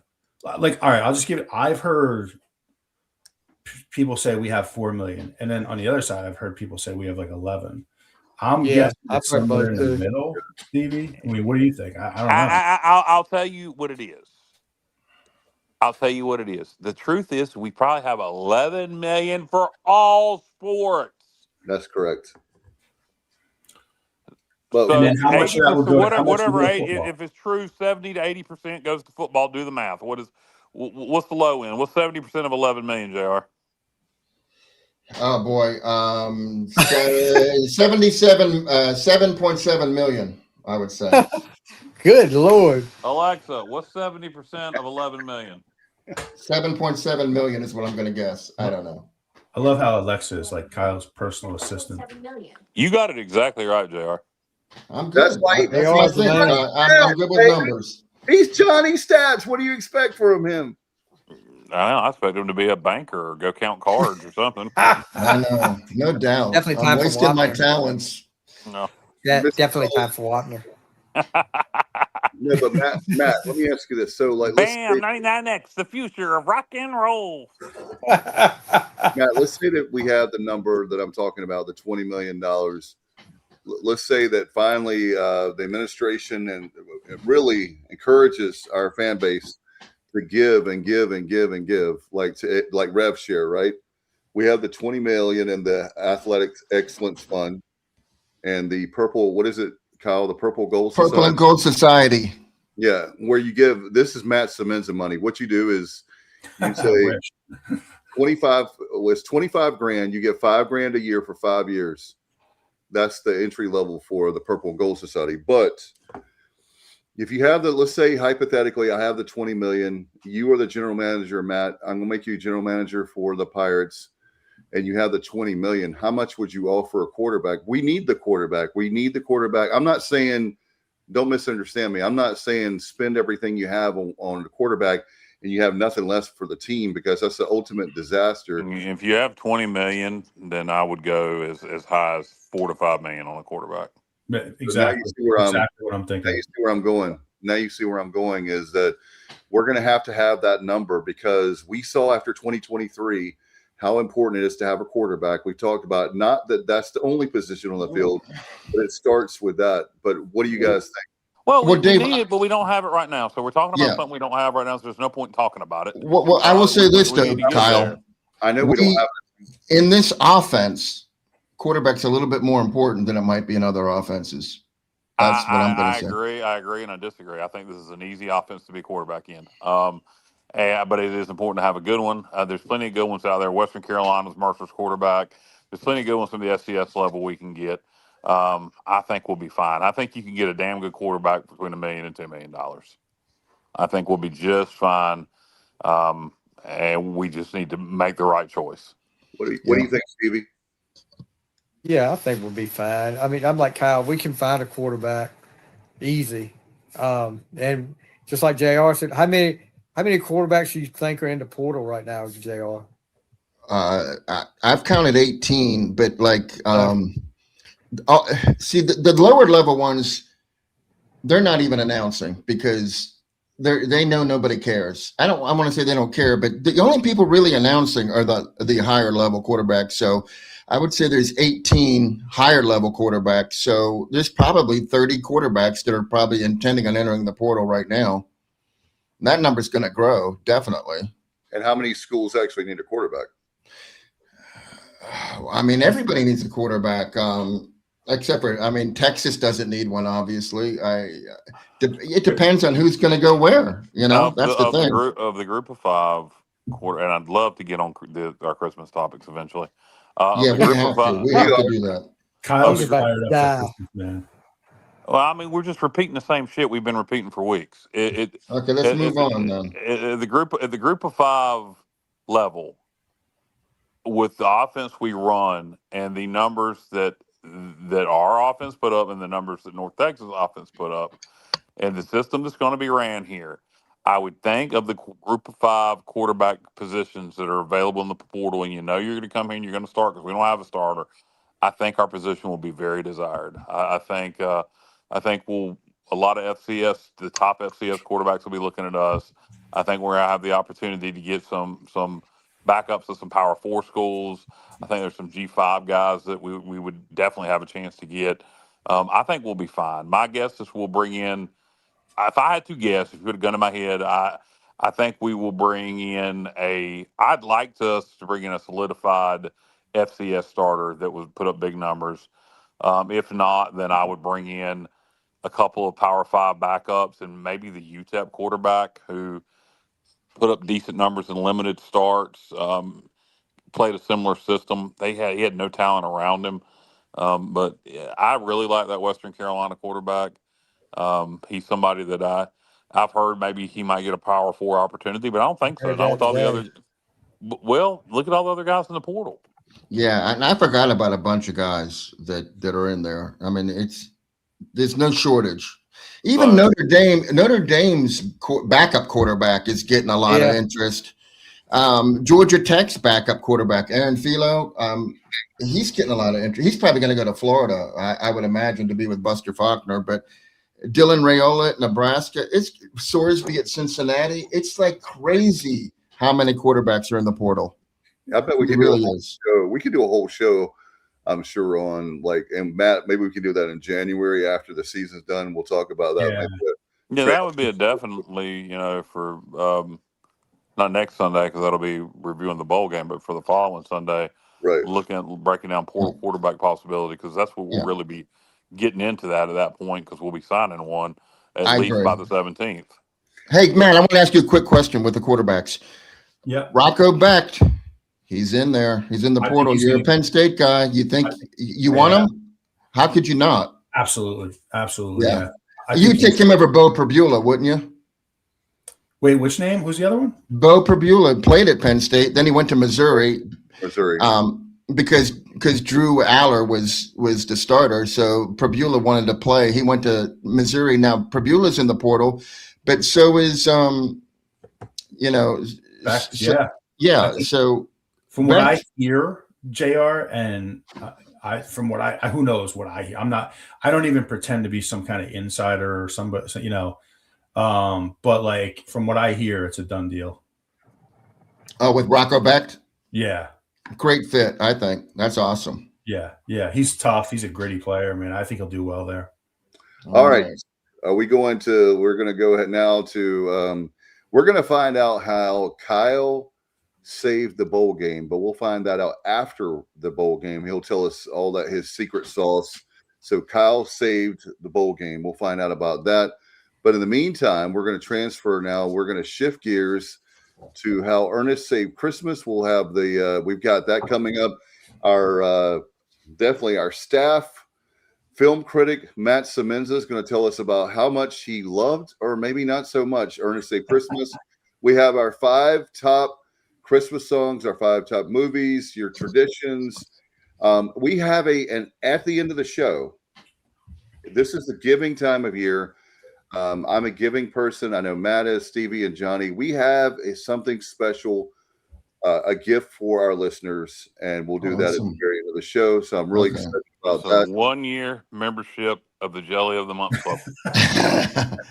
Hey, Dave, I also have, although it's very short, I have an Ernest Saves Christmas review as well, because I did follow through. All right, well, let's start it. Let's start it here. Let's go ahead and start.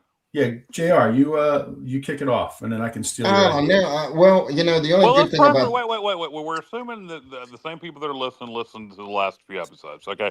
So let's tell the story of why we're reviewing Ernest Saves Christmas. All right, so Ernest Saves Christmas is one of my top 5 Christmas movies of all time. Matt thinks that's hysterical. He's never seen it. JR apparently has never seen it. Matt always gives me crap about it. So they both decided to watch Ernest Saves Christmas because, they want to see... Matt finalist had it as one of the worst Christmas movies of all time, which is complete nonsense. Rotten Tomatoes had it up there. That's what. Well, Rotten Tomatoes can kiss my rotten ass. Nobody will kiss your rotten ass. That's why they're reviewing Ernest Saves Christmas. So, all right, JR, go ahead with your thoughts. All right, this one's a short one, but I'll be honest. I figured I'm going to check out the first 10 minutes and. I might bail out and not watch the rest if I think that it's just completely ridiculous. So after 10 minutes, I said, hey, you know what? It's definitely not deserving to be in the worst Christmas movies of all time list. And I've seen enough that's interesting that I'm going to stick with it for a while. So I watched the whole thing, and there were a lot of bowl games on while I'm watching this thing. And it dawned on me that Ernest Saves Christmas was better viewing than most of the bowl games were, to be completely honest with you. Hopefully the NCAA is listening. And that is the truth. I mean, normally there's 0% chance I'm watching Ernest instead of a bowl game, but I did because it was more interesting. So, I said, well, okay, so I'm going to say that Ernest is like the Independence Bowl of college football. Kenny Carolina, you're full of crap. If you think, well, hold on, JR. If you think Ernest is the worst Christmas movie ever, then that means you genuinely love Hallmark movies. Okay, that means you're saying Hallmark Christmas movies are better than that. But go ahead, JR. Okay, I'm just going to say, it reminded me of the Independence Bowl. It's not glamorous, not heavily marketed.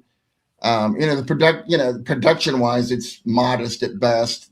The plot's pretty straightforward, and the star power, pretty much very regional. This movie didn't have a lot of stars in it, and normally the Independence Bowl, there's nobody in there that's going to win the Heisman Trophy, and in Ernest Saves Christmas, nobody's winning the, Golden Globe or whatever you want to say. So I felt like.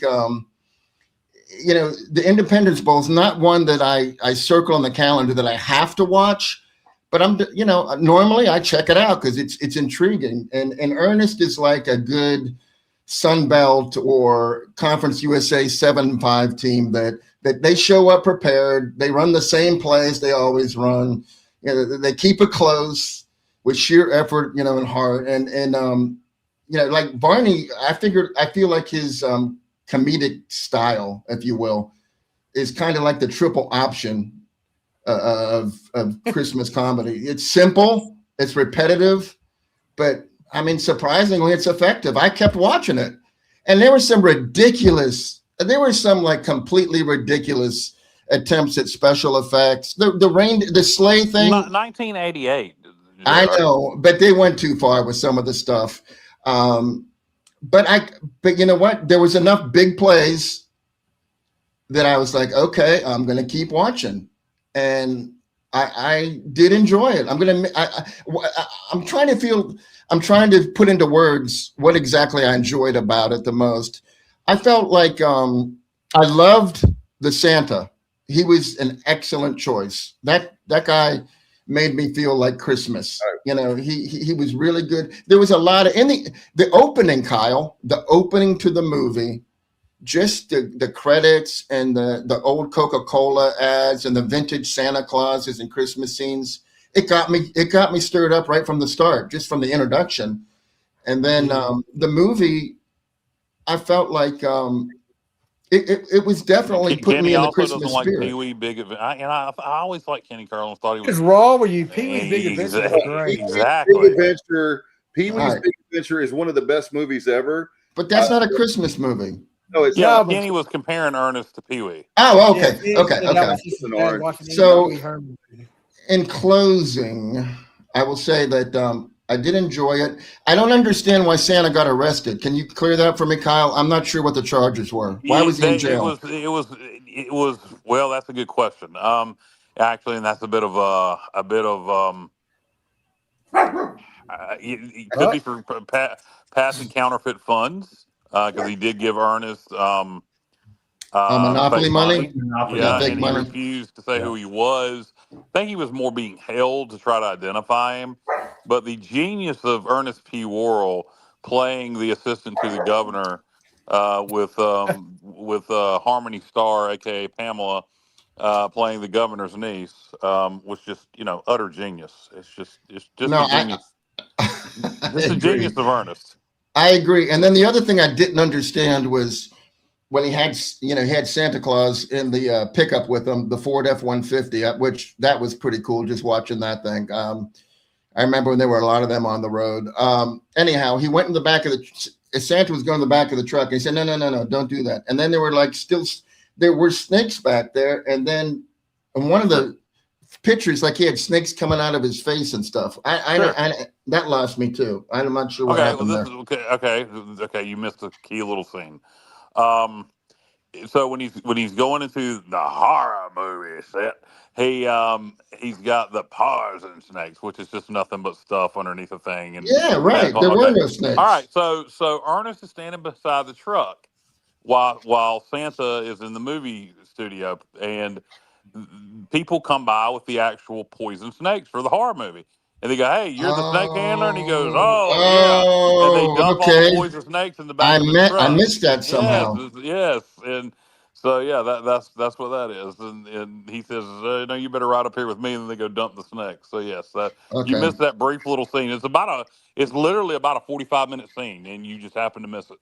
Okay, and then I'm going to close with some stats, some Ernest Christmas stats. JR, you should be like, like the next Siskel, the next Gene Siskel. Please.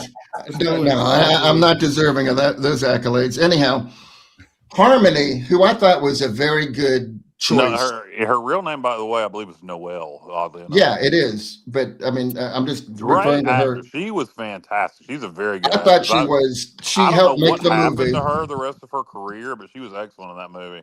Yeah, she was. And here's my stat for her. She was born on Christmas Day. She was born on Christmas Day. Come on. Interesting. Christmas Day.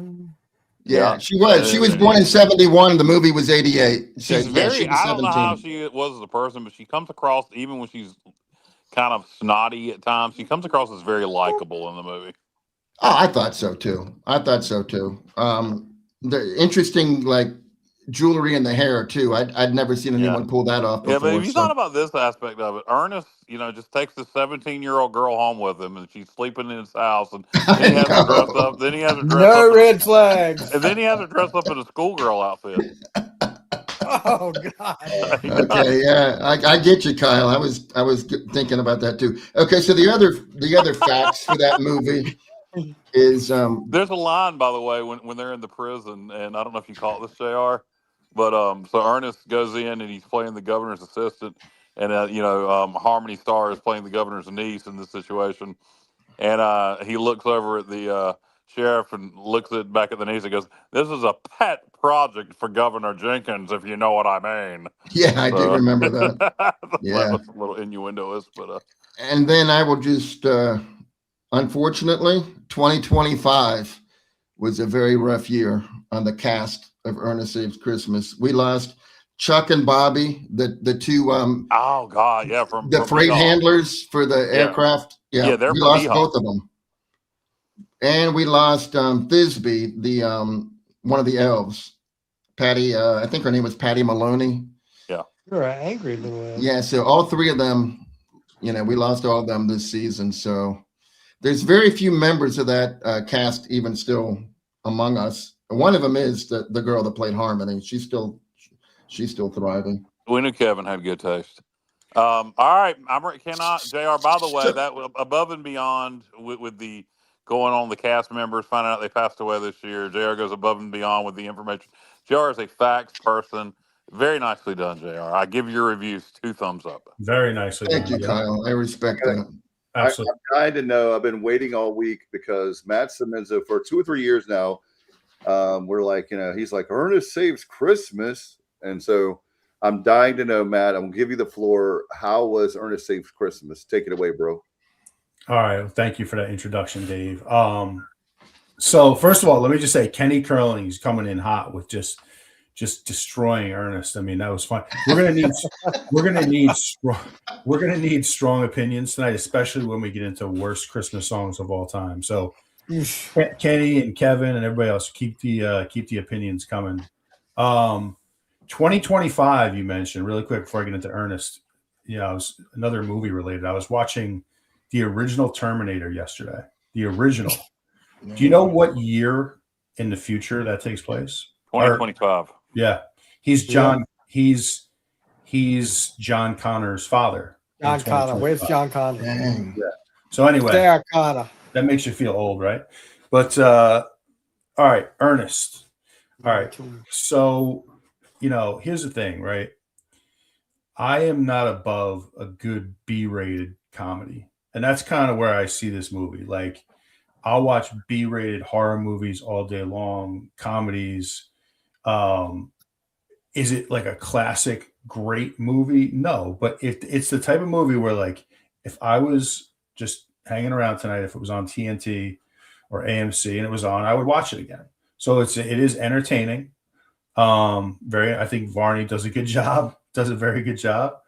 I also thought about, like, some of the things in that movie, like if you tried to pull it off in current times, they wouldn't allow that anymore in Hollywood, which was kind of interesting to watch. But what parts are you talking about? like with how he basically brings the girl in to live into his house. Yeah, and then dresses her up in a schoolgirl outfit and all that. Yeah, like, it's just funny. But that was like in the 80s, like all that stuff was like, so you think back to like the movie 16 Candles, and that stuff was like just the things in some of those movies you just couldn't pull off anymore. But Blazing Saddles.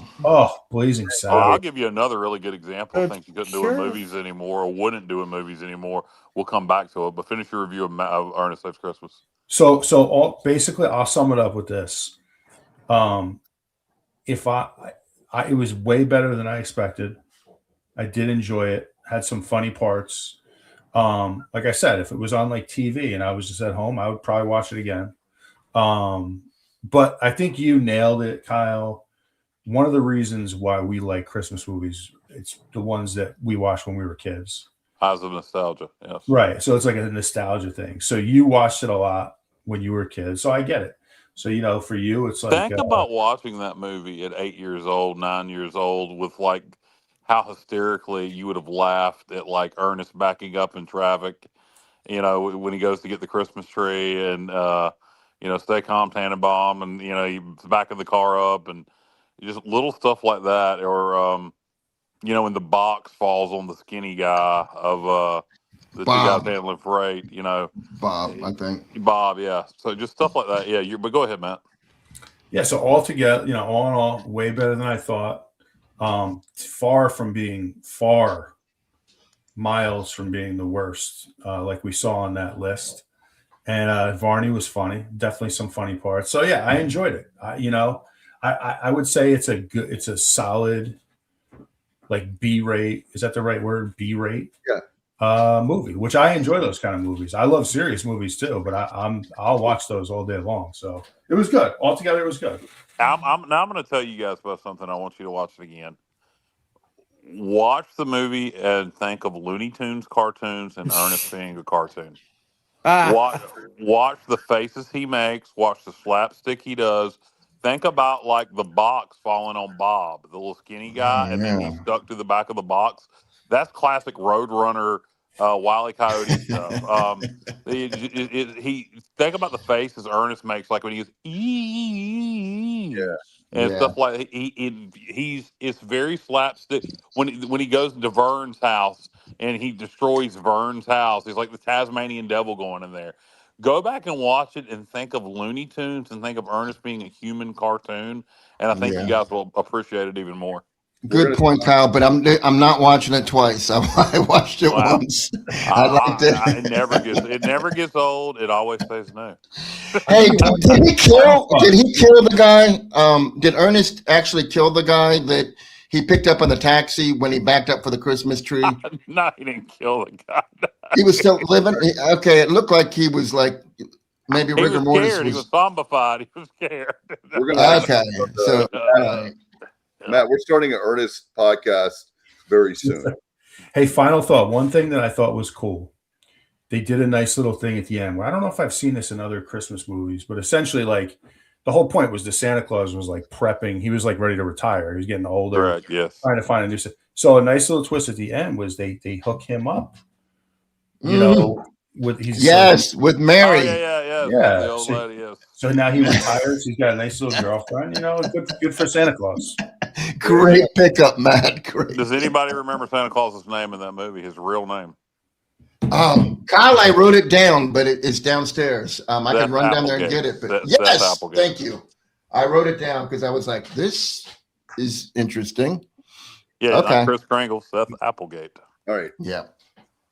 So great. Well, so I'm glad you guys both enjoyed Ernest. I told you would. And Ernest Saves Christmas is in my top 5. And I understand why it's not in everybody's, but everybody didn't grow up watching it. Okay. Now, Kyle, you did not watch Trading Places, though, correct? No, I watched Mean Girls instead. Oh, my God. You got to be kidding me. Trading Places is one of the best movies from the 1980s, hands down. Absolutely. No doubt. When Santa pulls that loaf of bread out of his beard. Remember that? What about the fish? Oh, yeah. Is Trading Places a Christmas movie? Well, not technically, but it takes place at Christmas time. So it's enough Christmas content to make you get in the spirit. Well, I'm going to say one line, and this makes this next movie a Christmas movie. Now I have a machine gun. Ho, ho, ho. That would be Die Hard. Not Homie Towers. Yeah, there's a big debate about that one. Waiting for Kyle. Die Hard is one of my favorite movies of all time. It is not a Christmas movie. Not Christmas. It's not a Christmas movie. That's the category like we talked about. It takes place around the holidays, but it's not a holiday, but it's not a Christmas movie. Who wants to start first? We have, for people joining us, we've been teasing this for at least a week or more, of the top Christmas songs, your top 5, and your top 5 holiday movies, Christmas movies. And I'm going to surprise you on my Christmas songs. I won't surprise you in my movies, but You're asking somebody to start? You want to start with? Can we start with worst? Worst. Yeah, five. that's what I thought we do it worse. yeah, go worst. Yeah, that's fine. Stevie, you've been kind of quiet. You want to kick it off? Yeah, I'm gonna go back in the '80s. Worst Christmas song. Shut And up, this was Stevie. Shut the hell up, Stevie. what? You're gonna go with Christmas rapping? No, I'm not gonna Oh. go with that song. I'm not gonna Okay, go with all that right. song yet. This is even worse. Believe it or not. New Kids on the Block have a funky Christmas. I know what you're talking about. We can all agree on that. Yes. Yeah. Oh my gosh. Get that out of here. Yeah. Have a funky Christmas. Yeah. I know Matt was probably a New Kids on the Block fan back in the day. Yeah, I could tell that fits his. Hey, weren't they around you though, Matt? Well, they were from Boston, I I think. think they were from Boston. I don't know, Yeah, but that song is Boston. horrendous. Is that your Yeah, top? the other, you want me to name the other one? That's Kyle? one of his top Christmas songs, man. Yeah. What's another one you hate, Stevie? The Waitresses song. Oh, Christmas shut up. rapping by the Waitresses is an awesome song. Kyle likes It's that. just a I woman love that song. talking. That's one of my It's just a favorites. woman talking. I just went to the store, blah blah blah, do la la. I'm like, God, no. Merry Christmas, but I think I'll miss this one this year. It's a great song. It's very 80s, so Horrible. catchy. Love it. Horrible. That Bah has, humbug, with you, that's a good Stevie. song because it's my favorite holiday. It's a great song. all right, go ahead, Stevie. Oh, I just said it. That Waitresses song, whatever the name is. It's Merry called Christmas Christmas. rapping. It's called Christmas Christmas rapping. Yeah, that's it. Ugh. I love that song they did non-Christmas, which was "I Know What Boys Like." I know what boys. It's a great I song. hated that song too. Same vibe. I like it too. I like it too, Dave. Yeah, Gosh, it's called New Wave, Stevie. It's New Wave. I was not new wave then. I was old wave. Microwave. Would you? Tidal wave. All right, do you want to do your worst movies or? Do I want? So all right. So let's stick with worst. Let's Christmas everybody songs. do their songs. Yes. All right. So worst Christmas songs. God, I didn't even think about this very much. There's so many bad Christmas songs. I just turn them off if I don't like them. So there's not any like that. Just I can't stand because I just don't listen to them. Yep. So it's almost a moot point to me. I can tell you a few that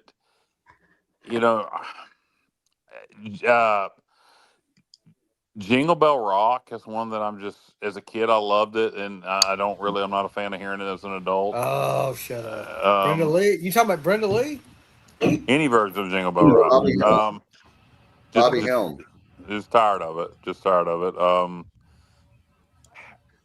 The 12 Days of Christmas is one that's really annoying. A very classic song, but does anybody really like the 12 Days? On the first day I love of it. Christmas? No, you don't. Nobody likes that song. I love it, man. It's great. Dominic, I love Dominic the Donkey too. That's a fun one. Dominic. Well, everybody loves Dominic. Yeah. Yeah, that's fun. You were picking on that earlier today too. Yeah, You because need it's stop fun to picking pick on. I really don't have a Christmas songs that I hate because I just don't listen to them if I don't like. How about this classic, Kyle? Bon Jovi, Backdoor Santa. I don't know that song. Let's move on. Matt, I'm gonna just bow out. I'll come back to my favorite Christmas songs, but let's move on to Matt's least favorite Christmas songs. All right, this is my favorite category of the show, by the way. So all right, because some of these songs are so bad. It's like it's amazing to me that they ever got through a studio and released to the public. But all right, so I'm going to start with number 5 worst Christmas song ever made, and that is going to be "Please Daddy Don't Get Drunk for Christmas" by John Denver. All right, I don't know that song. so I have heard of that song too. Kyle, we talked about this last year. let's just think of the title of this song for a second. "Please Daddy Don't Get Drunk for Christmas." That's what we're talking about here. Alan Jackson did a version. It was actually pretty good. But the John Denver version is an abomination. Things I did not expect to hear Matt Simmons to say tonight. Alan Jackson did a version, and it was pretty good. It was pretty. It is. If you listen to both like side by side, and you'll see what I'm saying. Number 4, I gotta agree with Stevie. I have NKOTB with a funky Christmas. Just a disaster of a song. All right, completely embarrassing. Yes. The third worst Christmas song ever made is Wham! Last Christmas. Oh, Why? I want to Yeah. gouge my eyes out. I gave gave you you my my heart, but the Did you have a next bad day, experience with that song or something? Christmas, a Well, girl broke up with you, and you were like, once bit, it was twice shy. it's on. Go into any store around this time. That's all they play is that stupid song. no. Let me tell you this, guys, and I'm sorry to interrupt you, Matt. My boss at work decided one year, we were going to play, every year starting December 1st, we play all Christmas music. Well, instead of getting serious radio, he decided he was going to play a CD with 18 songs the whole freaking month. And one of them wasn't even about Christmas. One of them was about a damn crab shack. And I don't know where that came up there. But by the end of it, by December 25th, I was like, please get me out of this Christmas song hell. Because I knew all these songs would come on. I'm like cringing every time. I'm like, God. But yeah, go ahead, Matt. Yeah. And the comments are funny as hell too. Kevin, Last Christmas is horrible. Agreed, Kevin. So number 2, worst, maybe not forget Christmas, maybe the worst song ever made, and that's going to be coming in at number 2, Band-Aid with "Do They Know It's Christmas Time." The world. You'll be happy to know Waylon Jennings walked down on the recording of that song. No, that was you. That was not that one, Kyle. That was USA. That was "We Are the World." Okay, same difference. And the one he's talking about is the British version. So, yeah. Okay. This Yeah. this is before "We Are the Kilgore World." from the Boomtown Rats. Yeah, they had like George Michael and all the British. Yeah, I know the song. Let me just tell you guys. Waylon Jennings was the one on "We Are the World." Yeah. When I was in 6th grade, the world, let them know it's Christmas time. when I was in 6th grade, one of the reasons why I hate the song, besides the fact that it's awful, you were forced to do chorus in like middle. You had to sing this song. And we had this teacher that he was just like over the top, just wanted to sing. And so I would stand in the back row. I refused to sing it. And so the teacher sent me to see the principal one day because I refused to sing that song. Oh my God. So it's twofold. It's awful. But all right, number 1 worst. I know it's worst. gonna be. When I'm in the car driving and it comes on, I want to drive off the road into a bridge embankment. I want to like put on headphones so I never have to hear it again. And it is. Are you ready for this? We're ready. Wonderful Christmas Time by Paul McCartney. Kill me. Simply having a wonderful Christmas time. Kill me. The bells are. I mean, that song is an embarrassment to humanity. I'm trying not to laugh like that. You're hit tag on YouTube now. No, Facebook, YouTube will allow it. Turn it off. We're going to get copyrighted. I feel like I'm going to throw up right now just from hearing that. I just want to get Matt's reaction. I know he hates this song so much. God, that song sucks. I know I'm going to hear it before the end of the holidays, and when I do, I definitely think of you, Matt, and hopefully not think of you driving off the road. I don't like. I'll tell you one I don't like. That is Anne Murray. We're from Pennsylvania. They're driving down to Dixie sunny shores. From Atlantic to Pacific, yeah, no place like home for the holidays. Now you would. No place like home. It's Barry Coco. It's original. Yeah, I just think of Anne Murray's version and her looking like a dude. Okay. Yeah, she did. Do you guys have any objections to that 5 worst songs ever? I'm going to endorse them so we can move on. I'm endorsing Matt's. Yeah, I'm endorsing Matt's choices and co-signing with them. Here's what I didn't dislike Last Christmas. Last Christmas. I love Last Christmas, but but I understand why you go with the Wonderful Christmas Time, and here's why. You think about Paul McCartney and John Lennon, two of the best songwriters of all time, and you think that's where you got me thinking, Matt, on this one, where it's not that I think it's a bad song. I think it's mediocre at best for Wonderful Christmas Time. But you think about these are the you wrote Hey Jude. I mean, I could start naming all the Paul McCartney songs he wrote. And it's definitely, if I put it in that context, it's probably the worst Paul McCartney song he ever wrote. I will give you that. I do listen to it, but compared to his catalog of songs, it would have to be towards the bottom, if not the worst Paul McCartney song. Dave, do you have a top 5 worst or a couple that you don't like? Not really. I think it's not that I don't like the songs, it's the overplayed. And here's the one, the most overplayed. I would definitely, my number one most overplayed, and I absolutely love her, is Mariah Carey. Oh God, I'm so sick of that song. Oh geez, no. It's a good song. I'm sick of it. But you want the one with Justin Bieber in it too? It's like Stevie. I feel like I'm in Mariah Carey hell over and over and over, and all I want for Christmas is not to hear the damn song anymore. So. Yeah. That's it's not that it's a worse song. It's like, for me, my dad said this years ago when I was a teenager. He said, David, because he knows I love Christmas songs. He's like, there's only so many Christmas songs. And after you hear Silent Night for the 50th time by 50 different artists, no matter how much you love the song Silent Night, it's like everybody has. Oh, I got one I hate. I didn't mean to cut you off, Dave, but an epiphany just hit me. I got one I can't stand. You talk about bad songs, goofy ass songs, stupid songs, horrible songs, moronic songs that are so damn bad.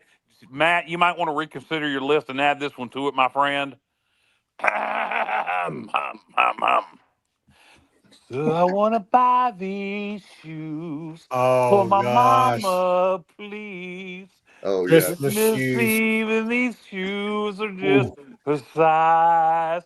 Don't tell me, Kyle. Yeah. I know the first time you heard that song, you cried like a baby. Oh, I sure did, because it was so freaking horrible.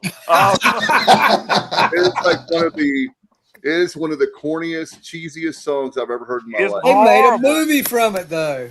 Yes, it's horrible. Christmas shoes. Oh, that's right. Was that who the hell was it? That was Rob What? No, they made, because Stevie said they made a movie. They did. They did. Yes, it was horrible. It was just as bad as the song. Yeah, Christmas Shoes is a terrible song. Just goofy and embarrassing and just sappy for all the wrong reasons. It's horrible. That song is an abomination. That's the greatest word of all time, abomination, by the way. Johnny, do you have any? Worst Christmas songs? No, I co-signed with Matt. I'm endorsing his choices. You want to add Christmas Shoes because I'm like Kyle. If I don't like it, I just turn it off. I don't listen to it. Yeah, Matt, how did Christmas Shoes not make your list? It was actually it was right outside the list. It was like 7. It was another song receiving votes. It was receiving votes. It was like number 27 in the top 25. She's probably about there with Backdoor Santa. Bon Jovi, that was off a very special Christmas. I think a Backdoor Santa made Christmas Shoes. Oh God! I mean, I could give my top 5. I guess I haven't. You know what, Kyle? I spent so much time with Ernest Saves Christmas that I didn't really think about this. Go ahead. Top of my head, I can give you some though. I can give you like my top 5. I'll be quick. All right. I like Christmas in Dixie. Oh God, mine too. Yeah. Alabama. I like Merry Christmas from the Family, Robert O'Keefe. Me too. So far, we're in line. Okay. Well, here's where we're going to depart, I think. Have you ever heard of Louisiana Christmas Day from Aaron Neville? I got it. Yeah, I got it like a little Cajun wanderlust. I've gone down there many times. I love that part of Louisiana. So anyhow, that's on there. And Christmas Island by Jimmy Buffett. Run Rudolph Run also is really good. You like Run the on Um, Rudolph, Chuck Berry. Yeah. Well, no, not Chuck Berry. I'm trying to think who redid it. Brian I know Adams? Leonard Skinner redid it, but that's not the one I'm thinking of. Anyhow, those are some of the ones that I like. Yeah, I'm Kyle, going. what's the one that the group that did the Santa like a rock choo choo train? What is it? Oh, you talking about shit? It's the Tractors. It's oh God, Boogie Woogie Choo Choo Train. It's the remake of that one. It's Christmas. They made it Christmas. Oh yeah, San- then there's I know you guys probably never heard do this. you like that one or dislike it, Stevie? Yeah, I'm not a fan. I don't hate it, but I'm not a fan. This one I just heard for the first time a couple weeks ago. The name of the song is Santa Claus Boogie. Thanks to Jessica for that. Thank you. Thank you, Thank you, Jessica. Jessica. Thank you, Mama Jessica. I can't leave out Pretty Paper by Willie Nelson. That's good too. Randy Travis has a really good version of Pretty Paper. Bachman Turner Overdrive. You remember they did the song "Taking Care of Yeah, Business"? Yes. they're They Canadians. did a Christmas song. The leader of that group called "Taking Care of Christmas." Oh wow, Is I it like good or that. bad? It wasn't bad, but I mean, Did they use the same hook, like It's the same everything, the same music? yeah, everything. It's Okay, kind of cool. I mean, taking care of Christmas. I'm gonna have to listen to it now, Stevie. yeah. Yeah. So my favorites list would be Christmas in Dixie. I'm there with JR on that one. That's my favorite. Not even close. Number two, Robert Earl Keen and Montgomery Gentry's version of Merry Christmas from the Family. I like both. Montgomery Gentry did a great Moore's commercial cover, but Robert Earl Keen's version is raw. Great lyrics in Merry Christmas from the Family. Yep. If you've never heard it, listen to it. Yeah.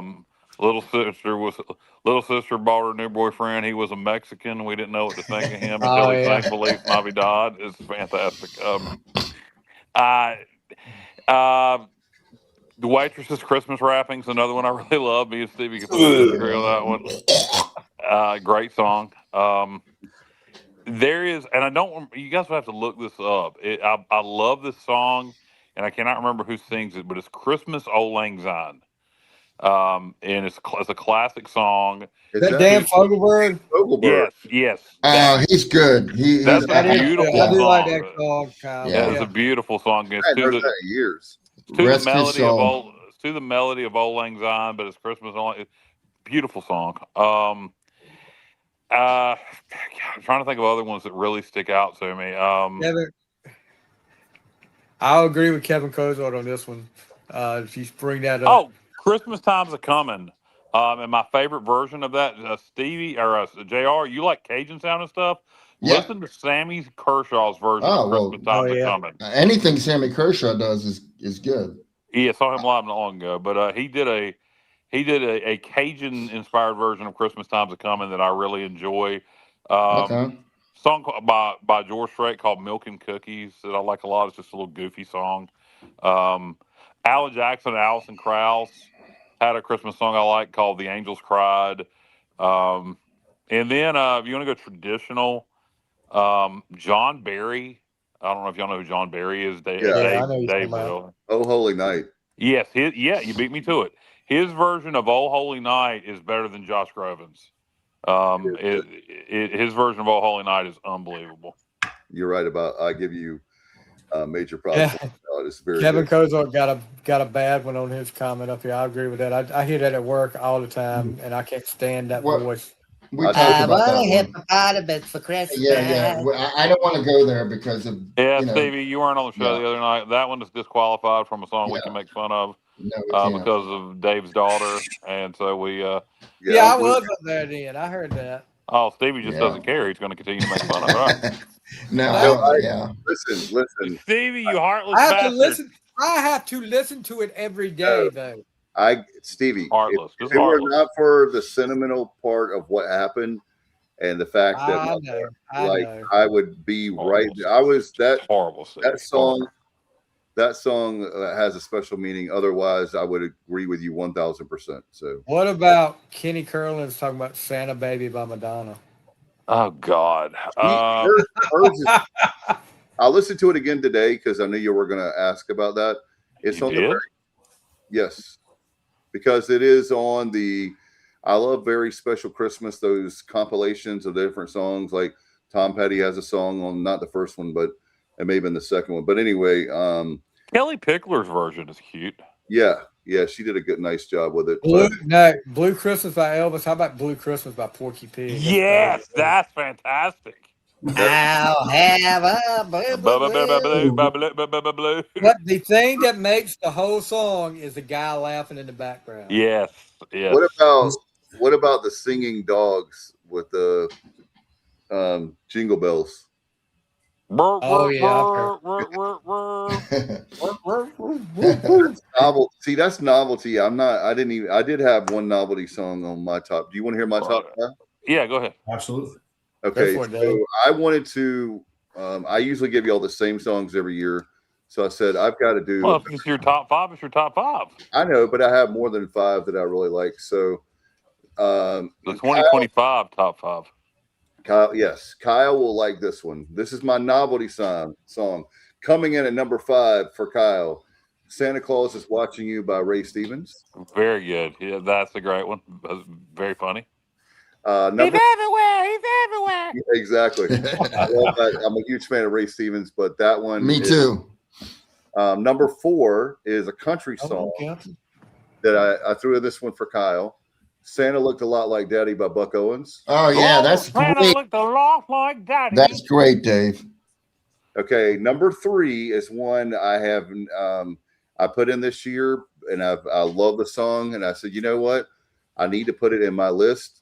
Christmas in Hollis by Run DMC. I love that. Yes, sir. Great movie. Great song. It's Christmas time in Hollis, Queen. I just love the beat, the everything about it. I love Run. I'm a huge Run DMC fan. And anyway, number 2, Matt's going to kill me on this one, but I do love her. Is it Cyndi Lauper?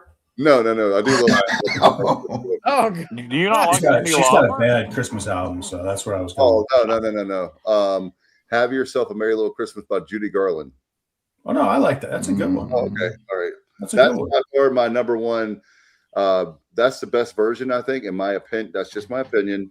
And the number 1 for me this year is "Please Come Home for Christmas" by the Eagles. Yeah. That's solid. That's solid. What about Little Deuce Coupe by the Beach Boys, or the Little Saint Nick, rather? Oh, that's a good one. Little Good bit. Well, It's basically the same. It's the same damn Saint song. Nick, yeah. It is. What I'll tell Melody you what. Maka? Huh? Baliki Melody- Maka. Bing Crosby. Anything off the Star Wars Christmas album for me is great. All right, let's go. C3PO. Go I like. top. I'll tell you another one I do like before we get off to Amy Grant, Grown Up Christmas List. Oh, yeah, it's a little sappy, but it's got a good. It's But let it be a meaningful. sappy Christmas song, dude. Oh, here's I mean, another- No more lights torn apart. Jesus. I I'm love running the that show. one. That's a classic, Justin. Christmas time. Am I the only one that likes to sing? Your guys' music knowledge far outweighs mine. I can't keep up with the music. Grandma get run over by reindeer. If Justin, if you heard some of the conversations me and Kyle have about the most useless information in the world, oh God, we know more useless information than anybody on the planet. Justin you has. ain't getting Dave. Dave's right up there too. Hey, by the way, Kyle. Yeah. Justin has a song for you. You ready? Okay, sure. All I Want for Christmas is a Powerball win by the Sports Objective. Can you write that song for me? Yeah, I'll get it Hey, done. we need to go in the studio like the Chicago Bears did the Super Bowl shuffle. Oh, yeah. Oh yeah. Super Bowl Shuffle. Is that what it was? That was one Yep. of I love that team, even though it's not my team. That's one of the best teams of all time, but please stick to football. That was one of the most god awful songs. Cringe. It was cringe. Yeah. Yes. All right. And so was the and so was the God Almighty. Help me out, Stevie. The wrestling parody, the AWA. Oh, Usually, if you only knew. And then What was Land it? of 1,000 Dances. What was the name? It was the I that can't remember. WWE album. No, the AWA did their own version of the Super Bowl. Oh no, gosh! Oh, I don't know that. Wrestle Rap. Wrestle, yeah, but it was what was the pay-per-view? Well, Wrestle Rock. Wrestle Rock, yes, Wrestle Rock. We do the Oh Wrestle Rock my Rumble. God! The worst, Yes. to me, one of the worst albums in the 80s was that damn WWE album they had. Like, they even had Power Driver. Rick Derringer, Rock and Roll Hoochie Coo, and That would now he's talking about Oh. the first one, Kyle, with the Land of 1,000 Dances on with Okay. na. All right. So I'm trying to keep. All right. Well, I'm trying to keep this on track here. I got to steer the ship. So Christmas movies. We're gonna do top. We don't have to do top 5. Let's just best and worst Christmas movies. I firmly say my favorite Christmas movie of all time is A Christmas Story. National Lampoon's Christmas Vacation is right up there too. Yeah. The 1999 version of A Christmas Carol with Patrick Stewart, Ernest Saves Christmas, and Miracle on 34th Street, the original version from '47. Those would be my top 5. What about Disney's Christmas Carol? That Disney's Christmas carols are garbage. Jim Carrey's the worst Christmas. Is the worst Scrooge ever. No, the animated The animated one is called Disney's Christmas Carol. You mean Mickey's Christmas Carol? Mickey's Christmas Carol. That was good. Okay, that's different. All right, that's a different category. Yeah. Movies and you got movies, and then you got animated and stop motion specials. So I'll give my top 5 for those: Rudolph, Charlie Brown. Garfield's Christmas, very underrated. You should still be shown, and it's not. Those are easily in my top 3. After that, I'm probably going to go Year Without a Santa Claus, just because of the Miser Brothers, Heat Miser and Snow Miser. Heat Miser. Hey, I'm getting a Heat Miser ornament for Christmas. I shouldn't know that, but I do because I got an email alert. My wife accidentally. JR, do you want to sing Heat Miser and Snow Miser? You can be Heat Miser. I'll be Snow Miser. No, I am definitely Heat Miser because my wife she's called me that for years. Because when I wake up in the morning, my hair is literally like flames reaching for the sky, and she's like, "You're the freaking Heat Miser." And call him Heat Miser. So she bought me a Heat Miser ornament that I just happened to see was heading my way, but I didn't. She doesn't know that I know, so I'm going to act surprised. If she's watching, she knows now. Now she doesn't listen all the time. She's a dedicated viewer and listener to the show. She knows. Yeah, but she just got back from Carolina today. Like she just got back with the dogs, and she's wiped out, so she's sleeping. Yeah, I'm a messenger and tell her to listen to. She's not hearing me. And Frosty the Snowman should also be on that list. I think I left Frosty out. So, all right, Matt. Star Wars Holiday Special. Matt, you got favorite Christmas movies and specials? Yeah, I'll go. I'll just go through them really quick. So most of them are like, so Kyle, A Christmas Story, obviously Christmas Vacation. I like the 1951 Christmas Carol is my favorite one. It's an old black and white movie, but the guy who plays Scrooge is he's just a grisly, nasty old buzzard, and he's just great in the role. Here's one that you guys may or may have not seen. It's a little bit of a surprise. The Family Man with Nicolas Cage. Oh yeah. That is a great, way underrated movie. That's way. How the hell have I not heard of that? I've heard of it, never watched it. That was 90s, right? I don't care. It's Nicolas Cage. I should have heard of that. I hadn't heard of it. It was right around 2000, so it may have been, Yeah, it was late 90s, early 2000s. Yeah. I'm a Nicolas Cage fan for sure. Aya Leone was the wife. Yes. You know what? Nicholas. You should watch that. If you guys haven't watched it, I liked it, man. It was good. It's a classic. Home Alone, obviously. It's a Wonderful Life. You gotta have that in there. And then my alternate. So I was talking about having an alternate movie that's not necessarily it's a little bit different. Black Christmas I mentioned it from last week. It's from 1974, and it is a freaky ass movie. It's like the original Christmas horror movie, and it's really good. It's really good. Sleigh ride. Have you, Steve? Have you seen it? No. Oh man, you got to watch it. Kyle used to love horror, but he's gotten off the horror. He's not. Yeah, I Yeah, I'm have. not I everyone used into It doesn't to- go I with used to love Christmas. horror. Night. Yeah, Something so like Deadly Night, something like Deadly Night 2 were ones I loved watching growing up. there's a remake of Black Christmas from like 2010. It's horrific. Don't watch it. You got to watch the original. So yeah, I'd say those are the best. So pretty close to yours, Kyle. Who wants to go next? Y'all are pretty much naming the ones, All right. but I'm Well, gonna I go. guess- I'm gonna Go ahead, pretty Steve. much go to a TV show, the episode, and me and Kyle talk about this show right often too, because Kyle says I'm Andy Taylor. Oh God, The- yes. The Andy Griffith Show, the Christmas special with Yes. what was his name? I hope Ken Berry wasn't on there. No, not that one. Yeah, No. Okay, Ken Berry ruined Mayberry. the The old older man, guy, the older guy that owns had the all the money. stores. Kyle, what was his name? Emmett. The old guy on the Andy Griffith's Christmas special that owns the pharmacy. What's his name? Oh, Ben. No, he don't own the pharmacy. He owns Ben. His name is Ben. He owns the Yeah, his store. name is Ben. He owns Yeah. the store. I said pharmacy. That was the girl. He owns Ella. the store. Ella was the pharmacist. Yeah. So Ben owns the.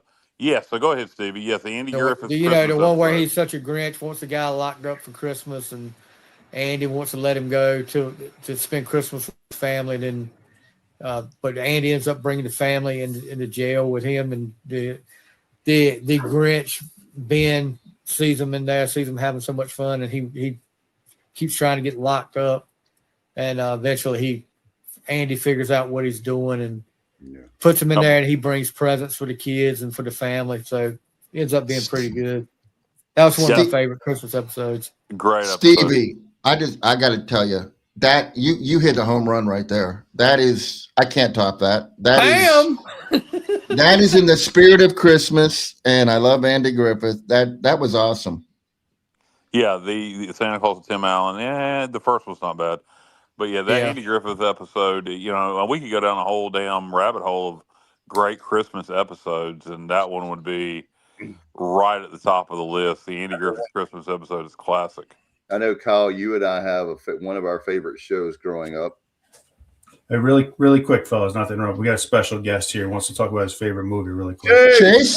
Hey, Chase! Chase! What's up, Chase? He just wanted to tell you his favorite. Yeah, Let's hear it. favorite Christmas movie of all time, the first Home Alone, the original one. There you go. Okay, you can't go wrong that's there. a good one. Home Alone is a classic, 1990. That or the Christmas Story. Better than a Christmas. There you I go. don't know about that. I don't know about that one, Chase. No, What? no, Kyle? Not better than a Christmas Story. Well, Right. that's the younger generation is speaking, though. Our Exactly. future. You're old, Kyle. You're old. That movie came out in 1990. He wasn't even thought of yet. That's so funny. Yeah, but I'll tell you this. I've got a daughter. I don't know how old Chase is. How old's Chase? 17. He's So 16. Mallory's like 21. So this generation is more like retro. They go more retro. I don't know how Chase is, but I know Mallory is like into all the retro stuff. I like that. That's comforting to Yeah, know I that. am too. I do too. Yeah, I think it's because like my kids know like all the Well, I figured out Mallory's got better taste in music than Stevie. wow. Hey, hold on a minute, Matt. Is Chase gonna be in Annapolis, or is he gonna be at Kent Narrows? No, not this year. Oh man, because he was here last time, and I mean, if he wants to go, I'll definitely. If he wants to bring somebody, All that's cool too. The only reason why I'm actually gonna be on the sideline. And I obviously can't get him a pass. So, but yeah, I don't know. We'll see. We got a few days. okay. I hope that you can successfully high five somebody, Matt.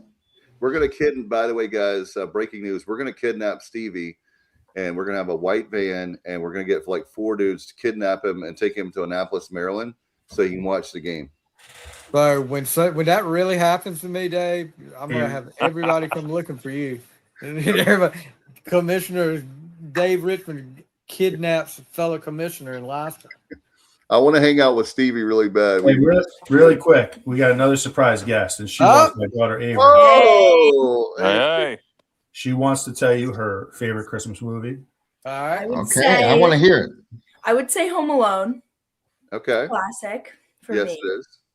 Yeah, You know. that's a good What one. Well, about Home Alone. hey, has she got a favorite Christmas song? Do you have a favorite Christmas song? Ugh. Oh, I don't know. on the spot. You're on the spot. Yeah, I'm on the spot. Hey, what you think? Gotta think about it for a little George bit. Michael. She'll think about that one and she'll come back. Yeah. I got you. Okay, how about one you don't like? Is there any like Christmas songs you just are tired of? You've had enough I of? would say have a Holly Jolly Christmas. Which Kind of version? a little bit, Earl Ives. The Burl Ives version? Yeah. Have a holly jolly Christmas. yeah, a little bit too ringtone-y for me. Matt, you That's need a to have good her one. up every week. Yeah. All right. Good job. Merry Christmas. All right. Merry Christmas. There you go. All right, guys, this is going to be next year. We're going to have to try to find this movie. Oh, I looked at the top 10 worst movies of all time. There's one called Santa Claus Conquers the Martians Oh, yeah. What? Yes. from yes. 1964. Yes. Yes. I've got to see this. Yes. don't have to see it. I have heard of that movie. I've never seen it, but I think I've heard Brian Last and Jim Cornette talk about that movie, Steve. Hey, Matt, I'm going to steal one of Matt's lines. I don't even have to watch the movie to know it was brutal. I was getting ready to say. Yeah, with a title like that. Man. So what about guys? Is there any like favorite Christmas foods, candies? Yeah, I was going to say. Well, I my Christmas movies. My favorite Yeah. would be. Okay, go ahead. Go Yeah. ahead. I didn't go yet, but that's okay because I loved everybody's input was really good. I like Dirty Santa. That would be my number one. You mean Bad Santa? Bad Santa. Why do I keep saying that, Kyle? Dirty Santa. I keep saying it because it's Hey, Matt, it's Bad Santa. I love Billy Bob Thornton. Bad Santa is Santa's. great. That would be Dirty right Santa. out of my That's- right outside of my top. Bad Yeah. Santa Well, is my favorite. But Yeah, we're just if you like Bad Santa, hey Kyle, if Yeah. you like Bad Santa, you're gonna love Dirty love Santa. Matt. And hold on, Dave. I also Trading Places. I'm gonna say Trading Places is my number 2. Lindsay All right. Lohan did a Hey, great great job in movie. that movie. Yeah, and so I know you haven't seen that yet, but I wanted to say earlier I said that the Ernest Saves Christmas would be the Independence Bowl of Christmas movies. I'm going to say that the Rose Bowl would be A Miracle on 34th Street, and that the Sugar Bowl would be A Christmas Story. So that's where I'm going with that. Good taste there. Wow. Miracle on 34th Street, one of the best endings in movie history, and Christmas Story is a classic. Well, not the end of the courtroom scene ending is just classic. Hey, I'll give you to circle back. Matt was talking about you couldn't get away with the teenage girl staying with Ernest and dressing her up in a schoolgirl outfit.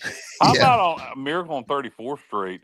So the mom comes home from the Christmas parade, doesn't know where her daughter is, her little girl who's about 8 years old, and she's in a man's apartment who lives at who the woman doesn't even know yet, and it's just she's just in this random man's apartment by herself.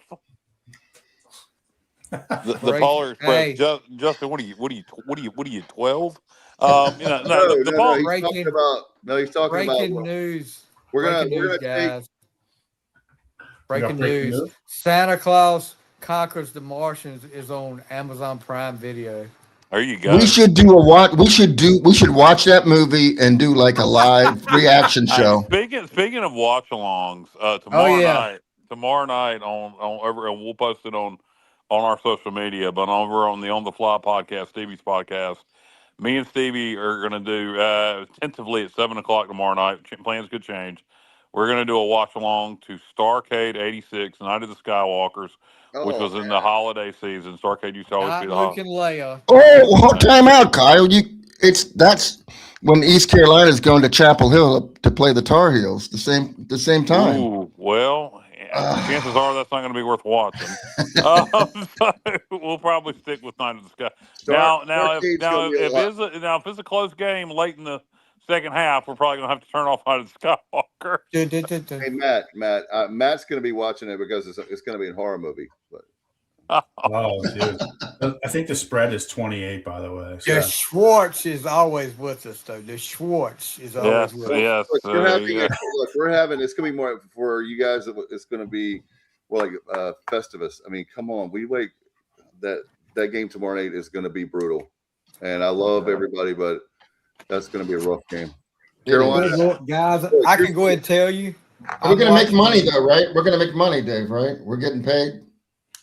Yeah. Hopefully. I'm watching the intro to this Santa Claus Conquers the Martians, and the entrance song is brutal. Hooray for Santa Claus. Wow. Just say that. Hey, you guys remember the show, like when we were kids, there were like two talking heads and you could just see like a shadow figure and they were breaking down movies? Yeah. No. You know what I'm talking about? They were like in a theater. You could just see they were like from a balcony. Yes. Yeah, but you couldn't see their faces. Anyway, that's what I'm thinking for your watch along for this. I'm sure Matt would. Santa slays what is it? Santa Claus conquers the Martians. Wow. Yeah. Hey, can I give my top 5 real quick for movies? Go for it. No. All right. This is for Kyle. Number 5. I couldn't really think of 5 because I knew everybody would mention like everything. So I'm going with, I'm a huge Bill Murray fan, Scrooged. Number 5. Okay. Interesting. Right. That's decent. That's decent. Now, I do like that movie. That movie. Yeah. Number 4. I know you said special. I love Charlie Brown Christmas. Is one of my favorites. Yeah, I think that's a different category, but we'll just go with it. Yeah, I'm going with that too. I like it, Dave. Now, didn't you? Number 3, you guys already know, Christmas Story. I'm a huge fan. In fact, Kyle and I, if we were not doing a show, I'll tell you how much I love our show. Is they had Matt right after Thanksgiving. They had Peter Billingsley at DPAC in Durham, not too far from where we live, to do a Q&A on the Christmas Story, and I wanted to be there so bad. Hold on, Dave. I got to cut you off. Are you a big fan of the Christmas Story that you would actually have a leg lamp displayed in your house? Exactly. Oh yeah. I don't know who would ever. Somebody does. So you don't. I think the biggest fan in this chat is Matt. Would you do that? I don't know. We're gonna have to do Christmas. Yes, he does have a leg lamp, Matt. You do. He displays that around the 30 trees that he's got in his house. Who makes those trees? Oh, that makes me think. Oh, by the way, I display it proudly. Yes, sir, Kyle. As you should. Thank you, Stevie, for the 30 tree reference. So yesterday, my wife, I don't remember where we were or how this came up. We were doing something Christmas. And she goes, "Why does Matt have all those trees?" I said, "What?" She said, "Does he really have all those trees?" I said, "Yeah." I said, "Yeah, he's got 13 Balsam Hill Christmas trees at his house." She said, "Really? Why?" I said, "Because he just likes to show off." And he's a representative. And so all this time she thought we were being serious. Tell her I have a 30% share in the company Balsam Hill. Yeah. I'm a minority owner. Yeah, that's true. Oh, no, I already clarified it was all a joke. Can I just tell you guys how much my son loves you guys? Because he's not with me tonight.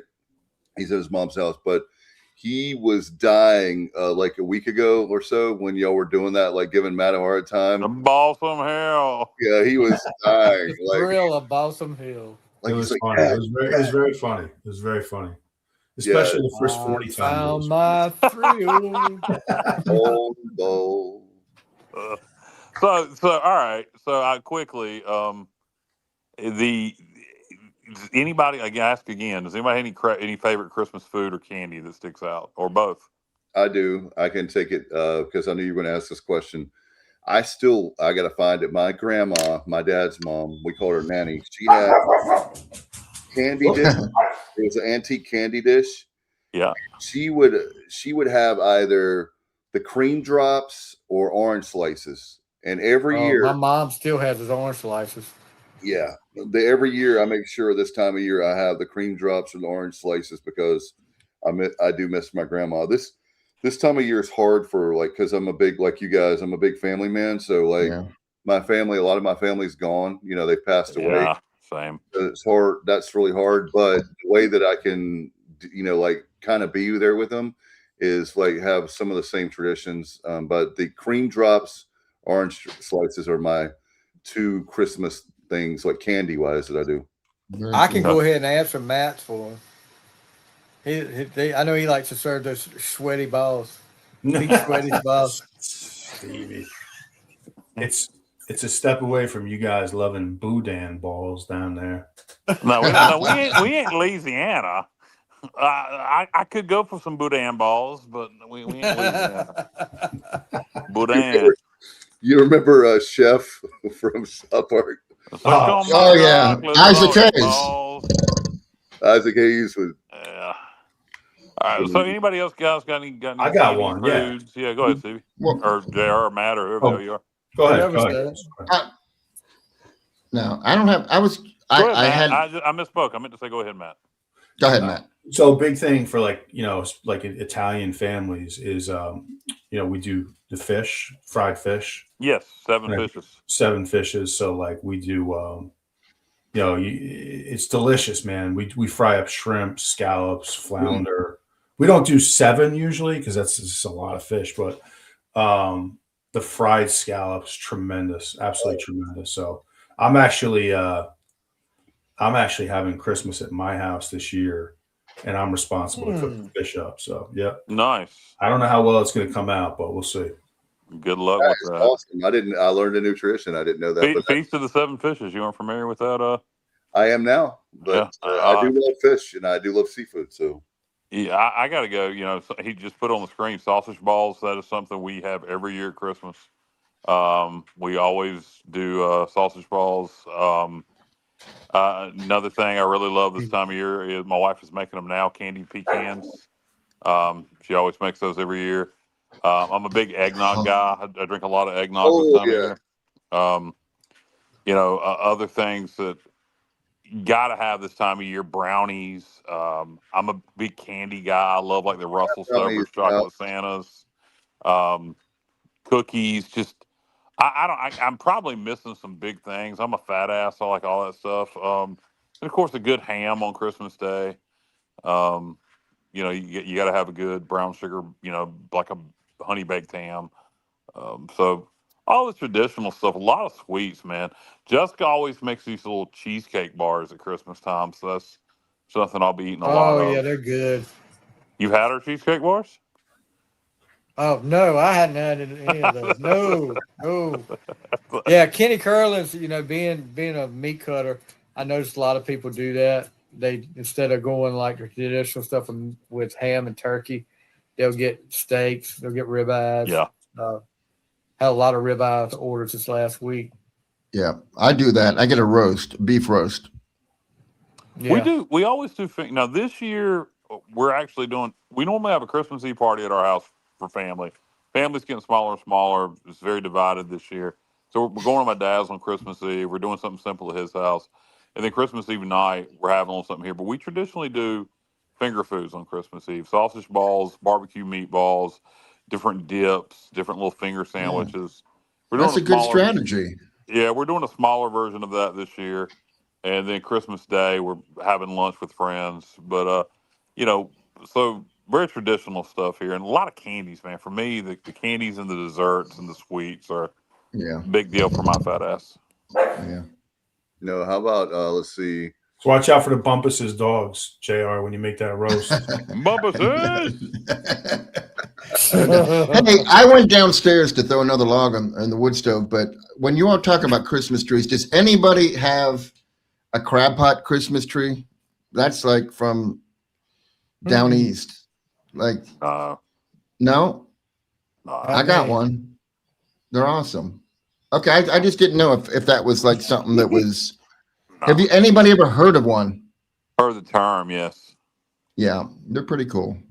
So I have one just to keep it like local, like keep it Carolina. It's a Carolina thing. But as far as foods go, what people from North Carolina never say, What? JR? Carolina.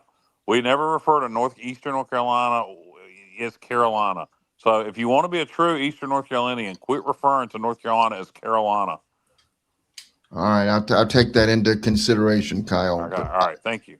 As far as foods go, how about like peppermint bark chocolate? Like, Yes. What was, White chocolate, peppermint bark. Yes. yeah, that's good stuff. my grandmother used to have like walnuts or like the nuts and and you had that nutcracker thing at Christmas time. Did you ever have Brazil nuts at Christmas? What? Nothing. I think I heard that. You know what I'm talking about? I know, yes, I do. I just had a thought and it popped in my head, and then I'm going to stop there. What was the what's the name of the Stevie probably knows exactly what I'm talking about. Maybe Yes, nobody I else do. does. Okay. what's the oh my god, what's the company that has like a kiosk that you buy like a party tray kind of thing? Pepperidge Farm. The farm. Pepperidge Farm knows. Yeah. Not as much as Balsam Hills trees. That's from Family Guy. Pepperidge Farm knows. Yeah, I know. Pepperidge Farm knows. Well, Kyle, you need to make a Balsam Hill song. Okay. We looked for one. We actually looked for one. I tried to make a Balsam Hill song on the AI song generator. It wouldn't let me because Balsam Hill being copyrighted. Yeah. Oh, we man. need to make one Y'all called boys Spencer's can't. Tree Farm. Y'all Southern boys buy those crap trees where the needles just fall off all over the place. We got up here. We got the real ones in the Northeast. We got the real trees. Kyle, we can just make up a song called Spencer's Tree Farm. Y'all have those spruces where the needles fall off everywhere. They're trash, Matt.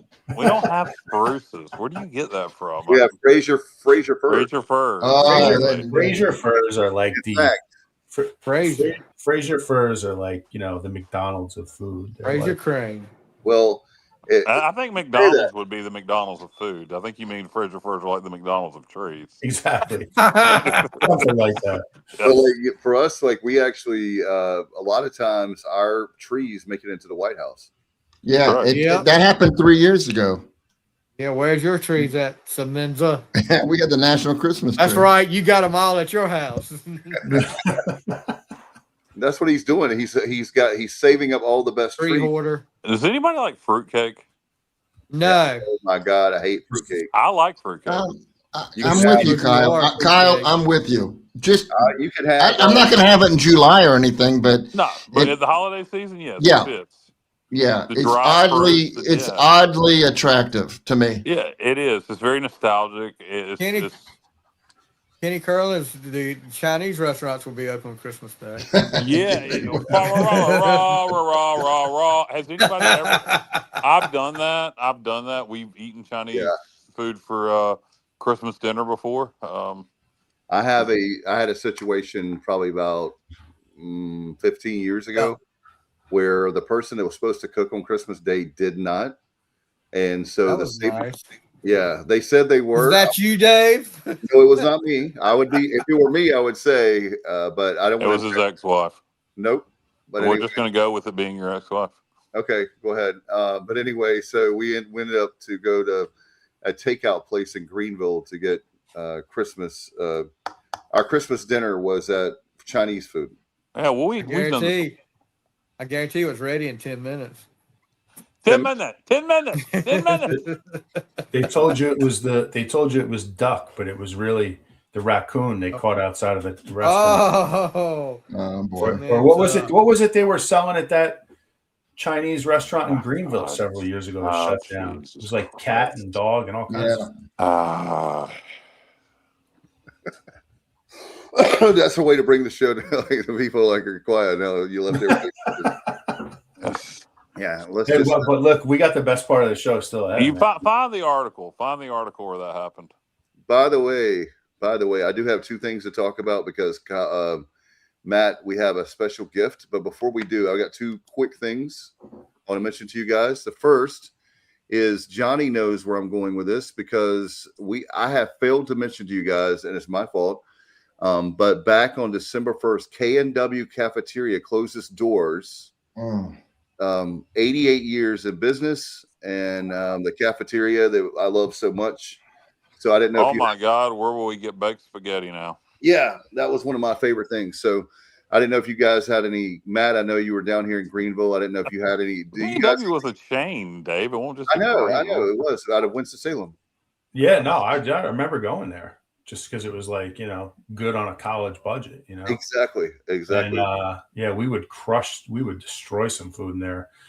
And man, I used to go out. I'm not going to get into a long story here, but like after practice, sometimes I would go out with like Dwayne Ledford and Carr and Big Terrell Williams, and some of those guys, and we would go over to what the hell was it?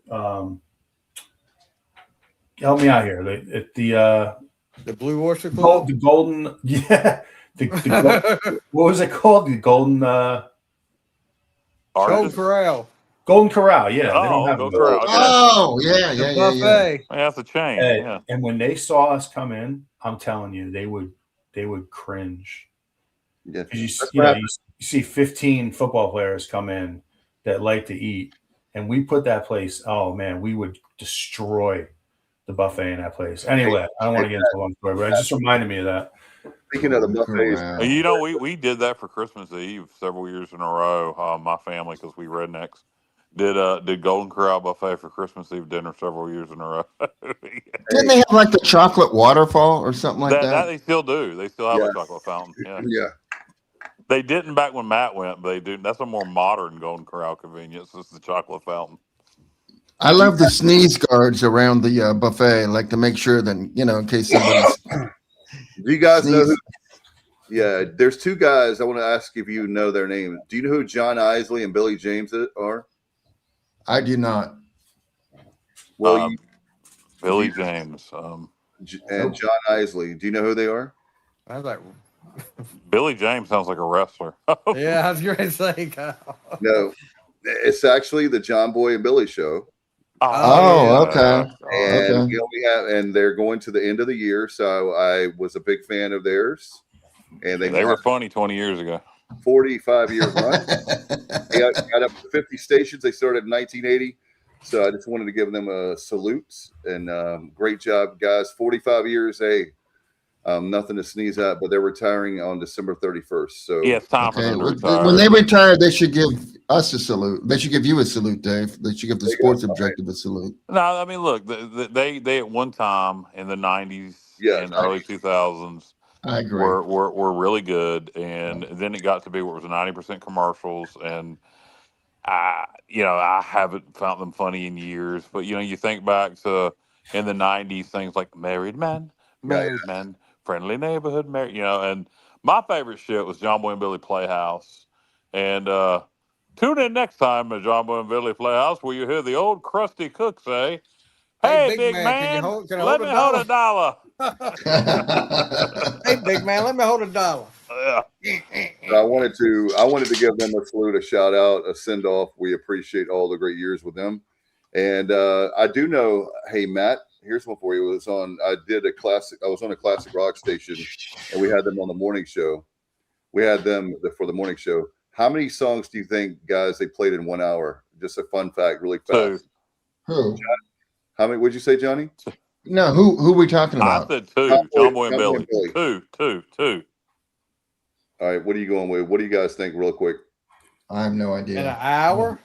Yeah, in 1 hour. No more than 4, at the least 2. I would say probably 4. 6. Wow, that is more than what I thought. Yeah, because they used to only play a song at the beginning of each segment. It was just and then they would go into talking, and so I'm surprised it was. I'm honestly surprised it was 6 an hour. That shocks me. Yeah. Hold on a minute. I'm on a bit of a lag. I'm going to guess 6. Oh, Very nice. Very nice. Whatever for JR. Hey, Axel has a question here, guys. All right. Let's see. Are we doing are you guys you normally do your Wednesday night? Wait, Wednesday night. Wednesday night's the 23rd. We're busy. Oh, that's Christmas Eve. That's Christmas Eve. We're not doing a show Christmas Eve. No. We're doing a 26th, right? The 26th? Yeah, we are. Friday. Yeah, I'll be there virtually.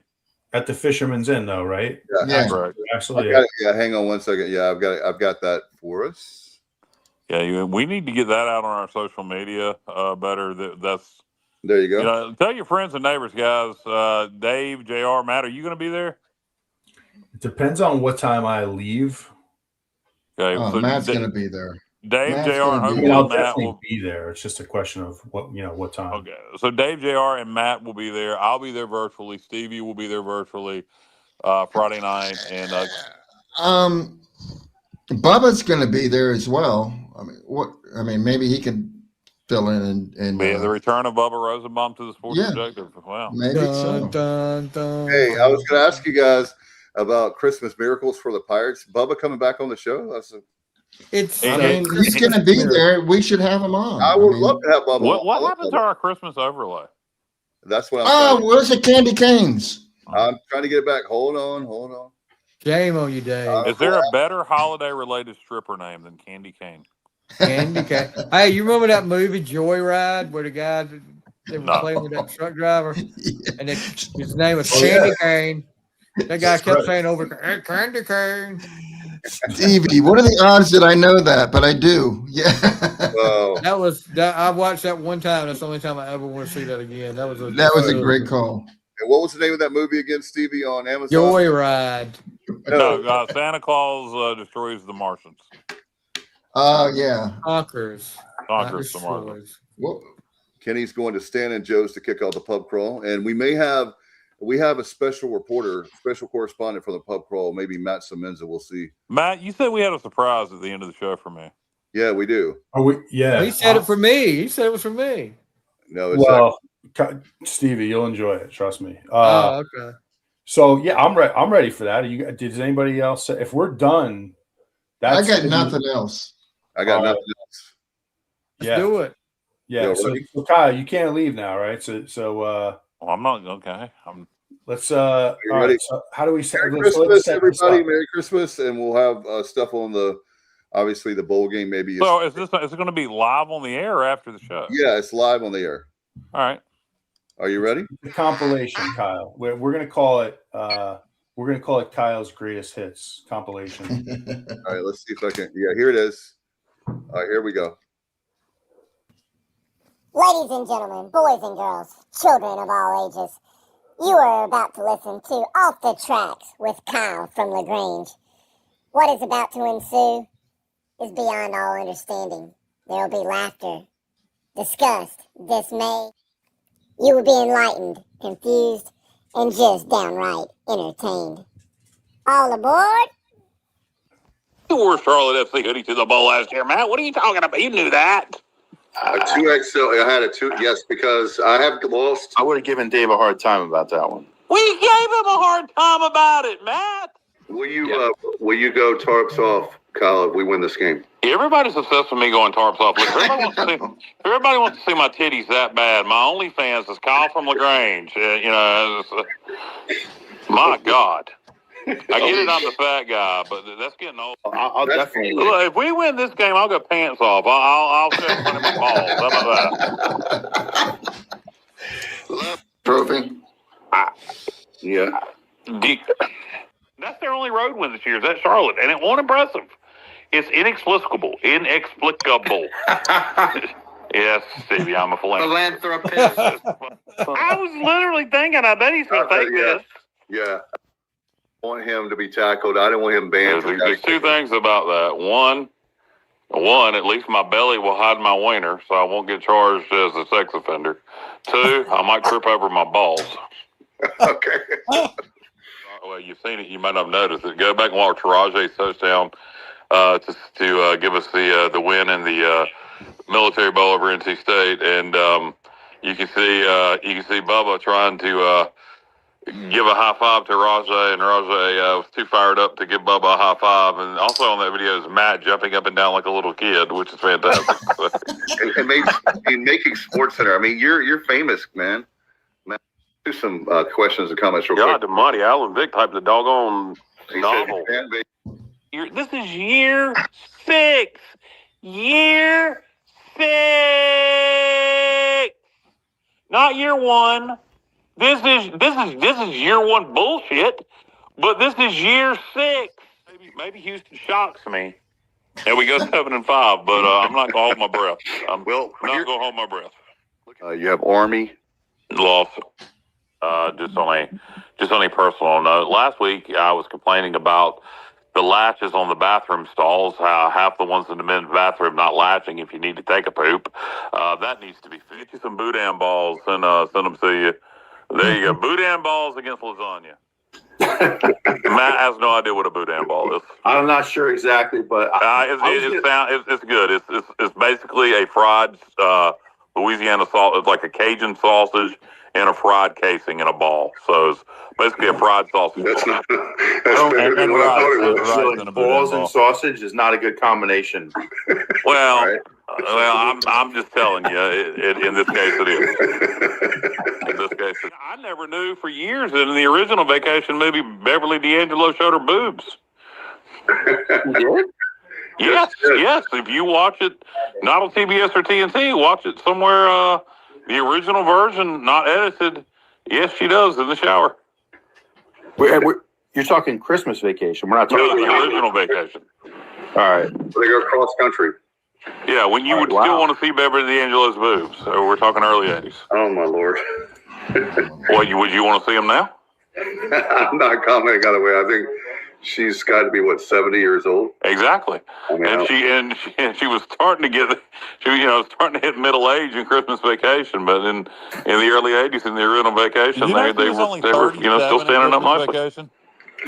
Chinese food, and I said, this is like great because I love Deck the Rose with bells of Rory, rah rah rah rah rah rah rah rah.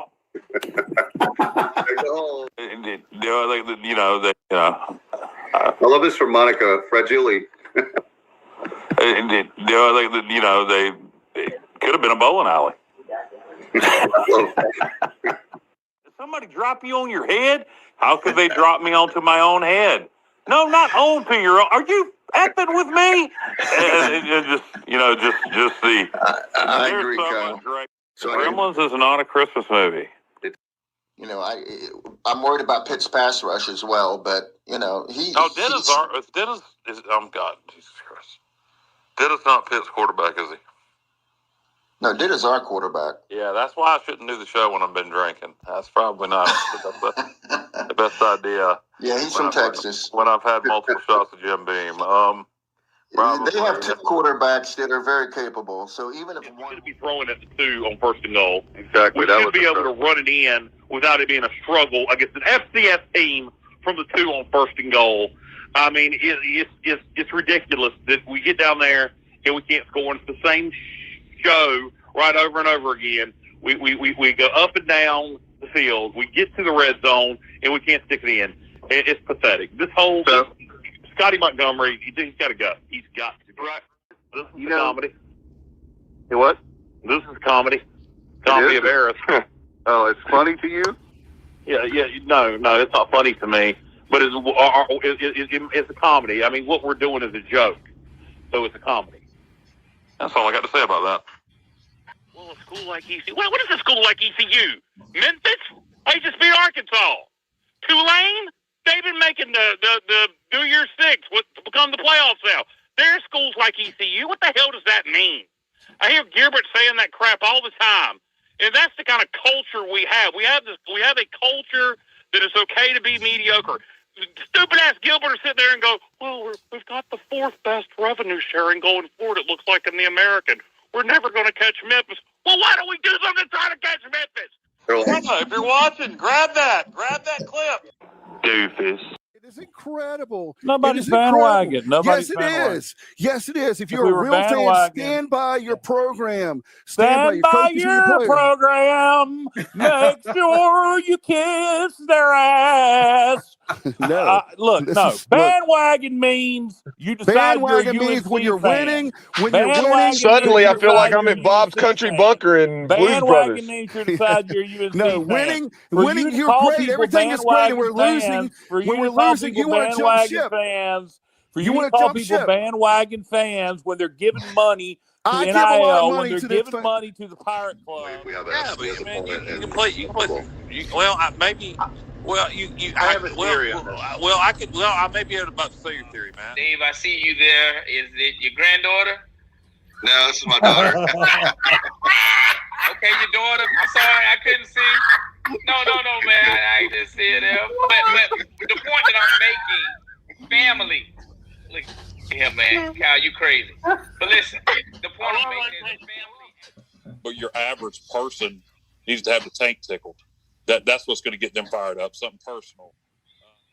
Holy shit.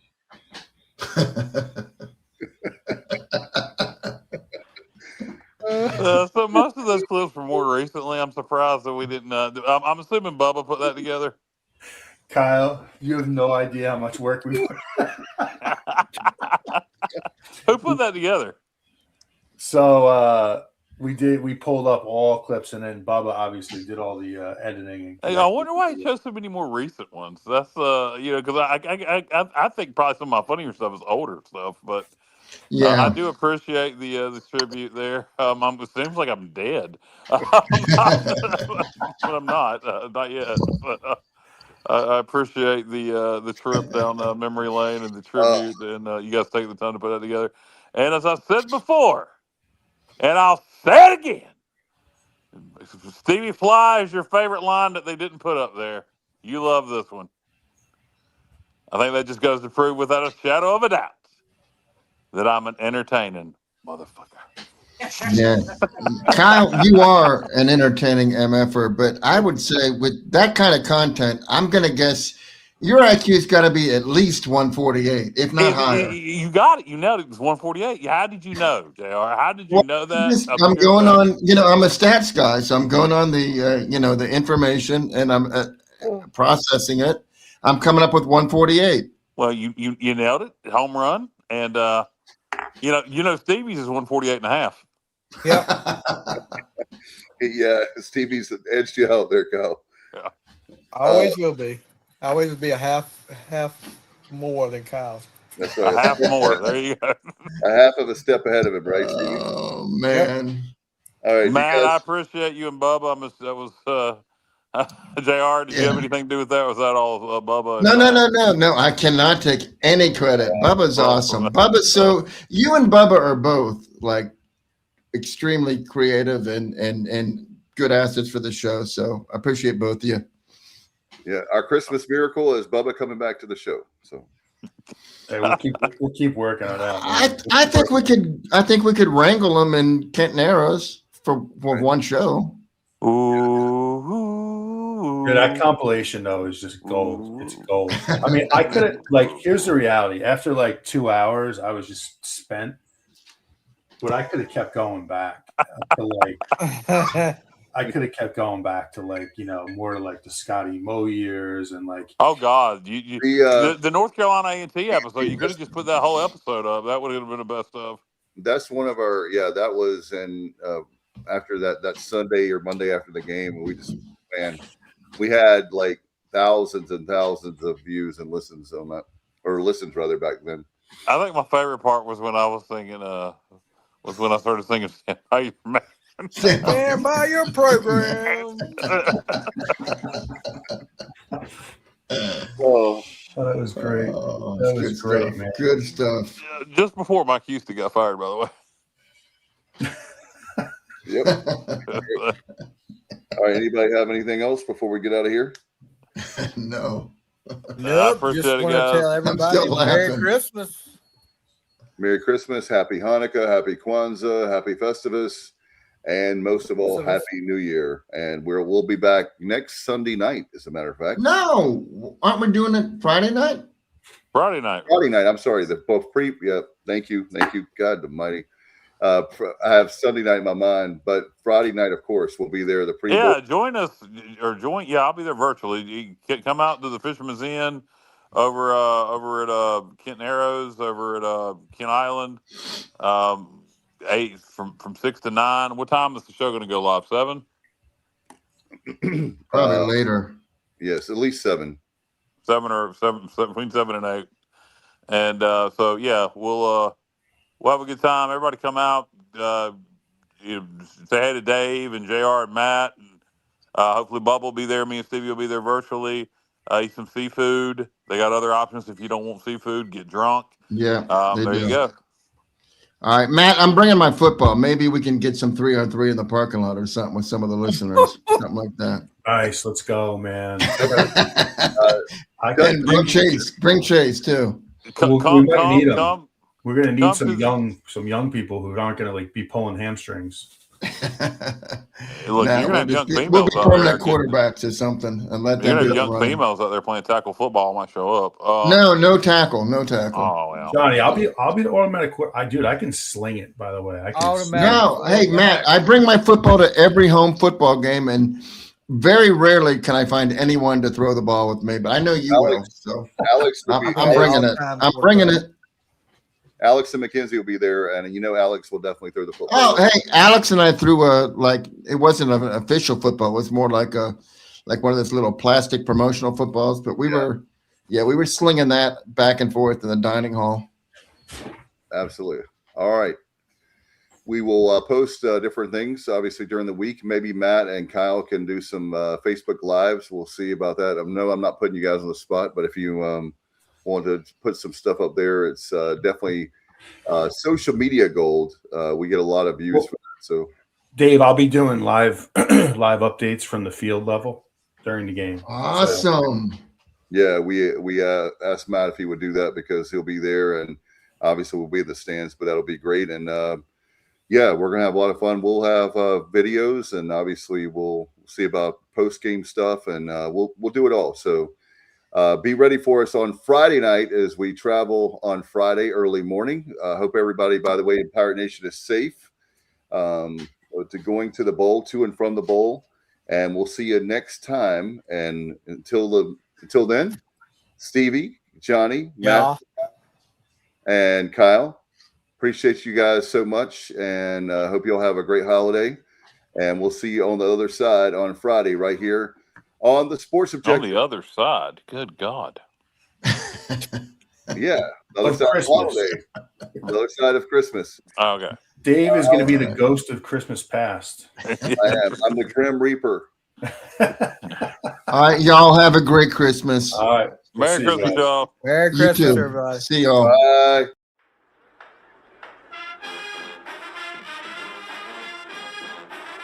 You're watching The Sports Objective, the podcast for Pirates.